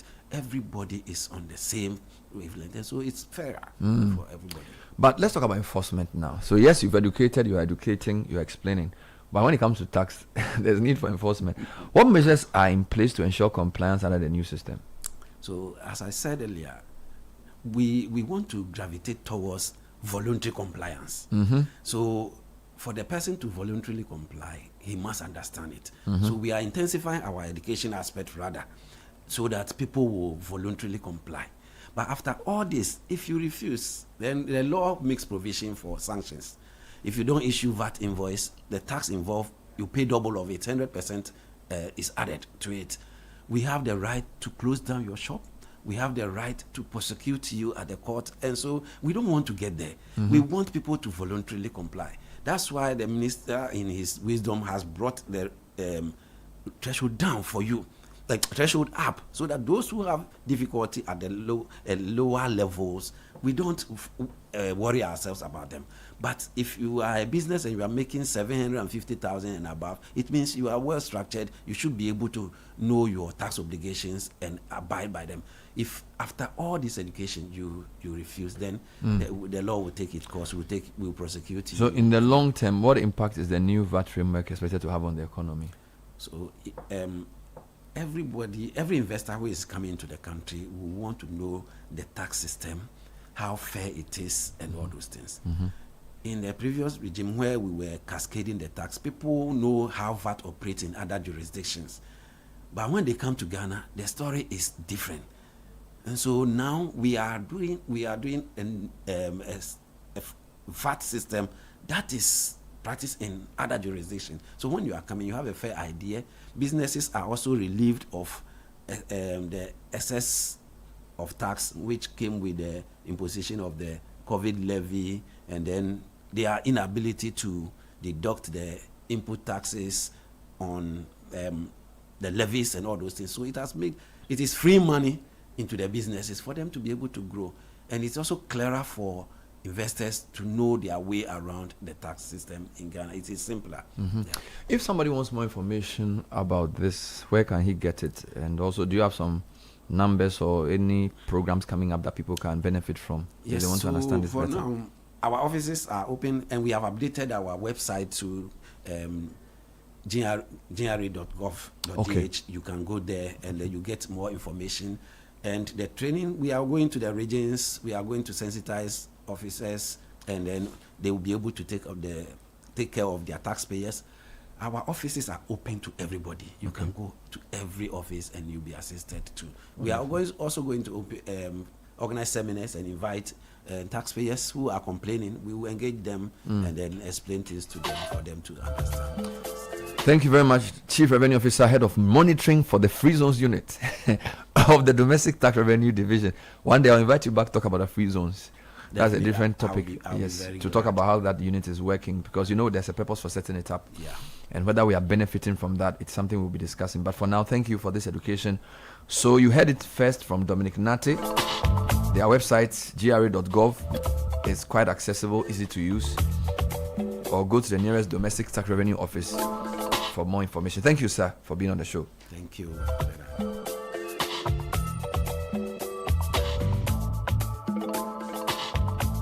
More comments coming up on the big discussion. Yesterday after the show on the things I said, I've had a lot of mixed feedback from people about the hospital issue. Yeah, and I'm learning something, that usually when somebody sees a 2-minute clip, and it's back to our discussion, a 2-minute clip of a 22-minute presentation. Why are you calling people evil? Why are you not getting the context? Yes, but so I encourage people to listen to the full 22 minutes if they have the time, because if you listen to what I said for 22 minutes, I think you'll get where I'm coming from better. Because for some reason somebody will say, of course you can't put all 22 minutes on all platforms, which is fair, but if you put a 2-minute clip on a certain aspect of what I've said out, and I own everything I've said, I don't deny whatever I've said, but my point is that if it's understanding you are looking for, or if you want to get what I'm saying, listen to the whole clip. If you just want to react to the 2 minutes you heard, then I can't help you. Based on that, because that clip is supposed to lead you to the main. But you know, it's the way we do our work, right? So they put out a clip that says you are evil. So a lot of doctors are like, do you know how much we sacrifice for people? Why are you calling us evil? And things? I look, I can't I just listen to the full thing, you know, where I'm coming from and what I'm trying to talk about, and I'm not going to re-argue the points. I think what I've said stands on its own. All right. Because I think you developed the point from the basics. Yes. I mean, from how the incident occurred, from how we got to where we got to before you even made to that point. And so the clip is supposed to lead listeners and viewers to the full thing, to appreciate, you know, the context of the conversation. And this is why I'm saying that you should read the whole book and not use ChatGPT. Because if you condense a 22-minute video, and this wasn't like even summarizing it, you just pick the part of it and put it out. Obviously, it will sound very harsh, but it's also shock therapy. You know, for me, I'm happy when I set the cat among the pigeons. You know, we have to be very brave. I am not worried people are insulting me. I'm not in a popularity contest. I'm not standing for election, and I do not disrespect people. But a society that has to advance must sometimes have difficult conversations. Take the bull by the horn. And sometimes you need an event like this for somebody to provoke a proper conversation. All right. So I am not in to insult people, and for those who are saying I'm stupid and all those things, it's not a problem for me at all. If I was looking for a safe job where people would be happy with me, I'll be selling ice cream. You know, and some of these things get more people to be cowards. And they are unable to freely express themselves on some of these matters. Looking at how important this conversation is and how some people would want to interpret it. Imagine someone who also wants to, you know, advocate like you do. Some of these things will discourage them. I mean, I've freed my mind long time. So it's not new to you, I guess. I'm just saying for those who think that I just came on air to have a go at people to talk about an issue I don't understand. Don't forget that 2018 we did a whole story. We actually petitioned the president with Occupy Ghana. A lot of people do not know this. In 2018, we sent a petition to the president at the time with Occupy Ghana after we did a whole series of programs on no bed syndrome. Caleb Kuda had done a story on it about a 70-year-old man who was refused by 7 hospitals. Occupy Ghana got a team of doctors to propose a solution. We had results. And we sent that to the president. I don't think they did much with it. But what I'm trying to say is that people don't just get up and start talking because they have a mic. You know, so and it's a free country, so people can reply and say what they want to say. But what I'm trying to say is that we have followed this story for a long time. And as a society, we need to take a hard look at ourselves and change our behavior and our priorities. Otherwise, we're not going to go anywhere. So if you feel offended by the way I spoke, well, tough. But for me, that's how we make improvement. If there's an alternative view, if there's more information, I'm very happy to take it. If there's more nuance and angles, we'll read them as we go along. But this is not a new subject, and this was not meant to offend. It was not meant to disrespect or denigrate. We have fantastic doctors who do great work. But there are times where you need to say, no matter how stressed you are, you cannot treat a person with like that. No. You cannot refuse a patient on the basis of I won't even look at you. I won't even give you a chance for life. No, every life counts. We have no right to do that. And so I will not I will not go back. No. That's what that one will compromise. And of course, at times where they've done a good job, you praise them, you appreciate them in all of it to help in developing the society. And so I think we should all take this in good faith and keep working at it. We'll come back to some messages on the issue of the children and their usage of digital technologies. But Piva has 5 classic flavors: the cola, the orange, the cocktail, the grapefruit, and the tangy, which are bursting with all kinds of interesting nutrients. Call 0550-032-231 or go to your local store and ask for Piva beverages. It's certainly a taste you love. So clearly people are still commenting on this. Yes, on this issue with varied opinions. This one is a free Dankwa from Awoshi, and he says, I agree with Ben A little learning is a dangerous thing. I tell you. Drink deep or taste not the Pyrenean spring. Their shallow thoughts intoxicate the brain. I think the person meant their shallow thoughts intoxicate the brain. Alexander Pope. I think that's a quote he is quoting from there. He says, I love Montessori's approach. Now, this one says, I once had an issue with my child's school when she was penalized for not completing online homework. I explained clearly that we do not have internet access at home, and more importantly, I do not allow her to use phones, laptops, or tablets at this stage, even if it's for learning. The response I received was that teaching has changed. Children are smart now, that this is the new way of doing things, and that my child would be left behind if she did not adapt. Yet research is suggesting the opposite, that excessive screen exposure at a young age can hinder attention, deep learning, and overall development. What was once presented as progress is now being questioned. P.S. There are some more messages. There's a nice one here. Good morning, team. Great topic on discussion today. This is Kwame Nyatwame, Ghana EdTech Alliance. This is my take. A screen is not pedagogy. A device is not a system. An app is not an incentive structure. When technology is deployed without clear standards, aligned incentives, or strong learner protection, the harm we see isn't accidental, it's structural. Sweden rolling back classroom tech after disappointing outcomes. OECD research pointing to fractured focus and shallow engagement. Commercial models rewarding time on screen over real learning. These are valid concerns, real failures, but they are system failures, not proof that EdTech itself is doomed. Africa cannot afford to walk away from technology. With the world's fastest growing school age population, persistent teacher shortages, large class sizes, and tight budgets, the question isn't whether to use technologies, how to govern it well. How to govern it, the regulation. Another one, in the olden days in Ghana, and even in the British medieval times, we had something called the walk of shame, and that was one of the major tools used to ensure that society had and upheld high moral standards. And so therefore this attempt to cover up the images and reputation of people, including this is a different subject. Yes, on a different subject. Sorry, forgive me. Okay. Caleb sent me many messages. Is he a Gen Z? No. I think he this has to do something else. Okay, with a different thing. Yes. This one says, good morning, Citi. The O and A level system and the first SSCE, first ATS system was very rigorous. The advent of PCs are making youth mentally lazy. Another person says, I don't know about the other metrics, but I'm not sure the sweeping generalization applies to numeracy specifically. I teach one of the standardized tests, GRE, and the quantitative reasoning section has seen an increase or decrease in the percentiles. In the past, a perfect score on KO 170 was 96th percentile. That has reduced to 91st percentile in the past few years.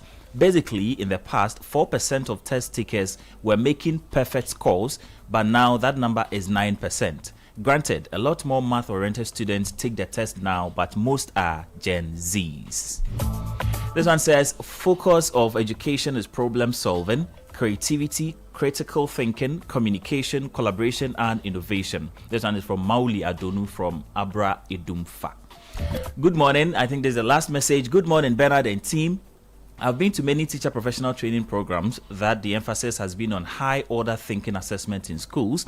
We use the Bloom's taxonomy, which says remembering and understanding is low order, while things like applying, analyzing, evaluating, and creating takes us to the high order. But our curriculum still focuses on remembering and understanding. That is our major challenge. JBA from Spintex on that. And on those points, we say a big thank you to all of you. We're going to branch into the city shortly, but before that, City News at 10 with Shiba Ababini. Thank you, Shiba. Good morning. Good morning, Bernard. Coming up, please arrest suspect who assaulted security officer at the Greater Accra Regional Hospital and majority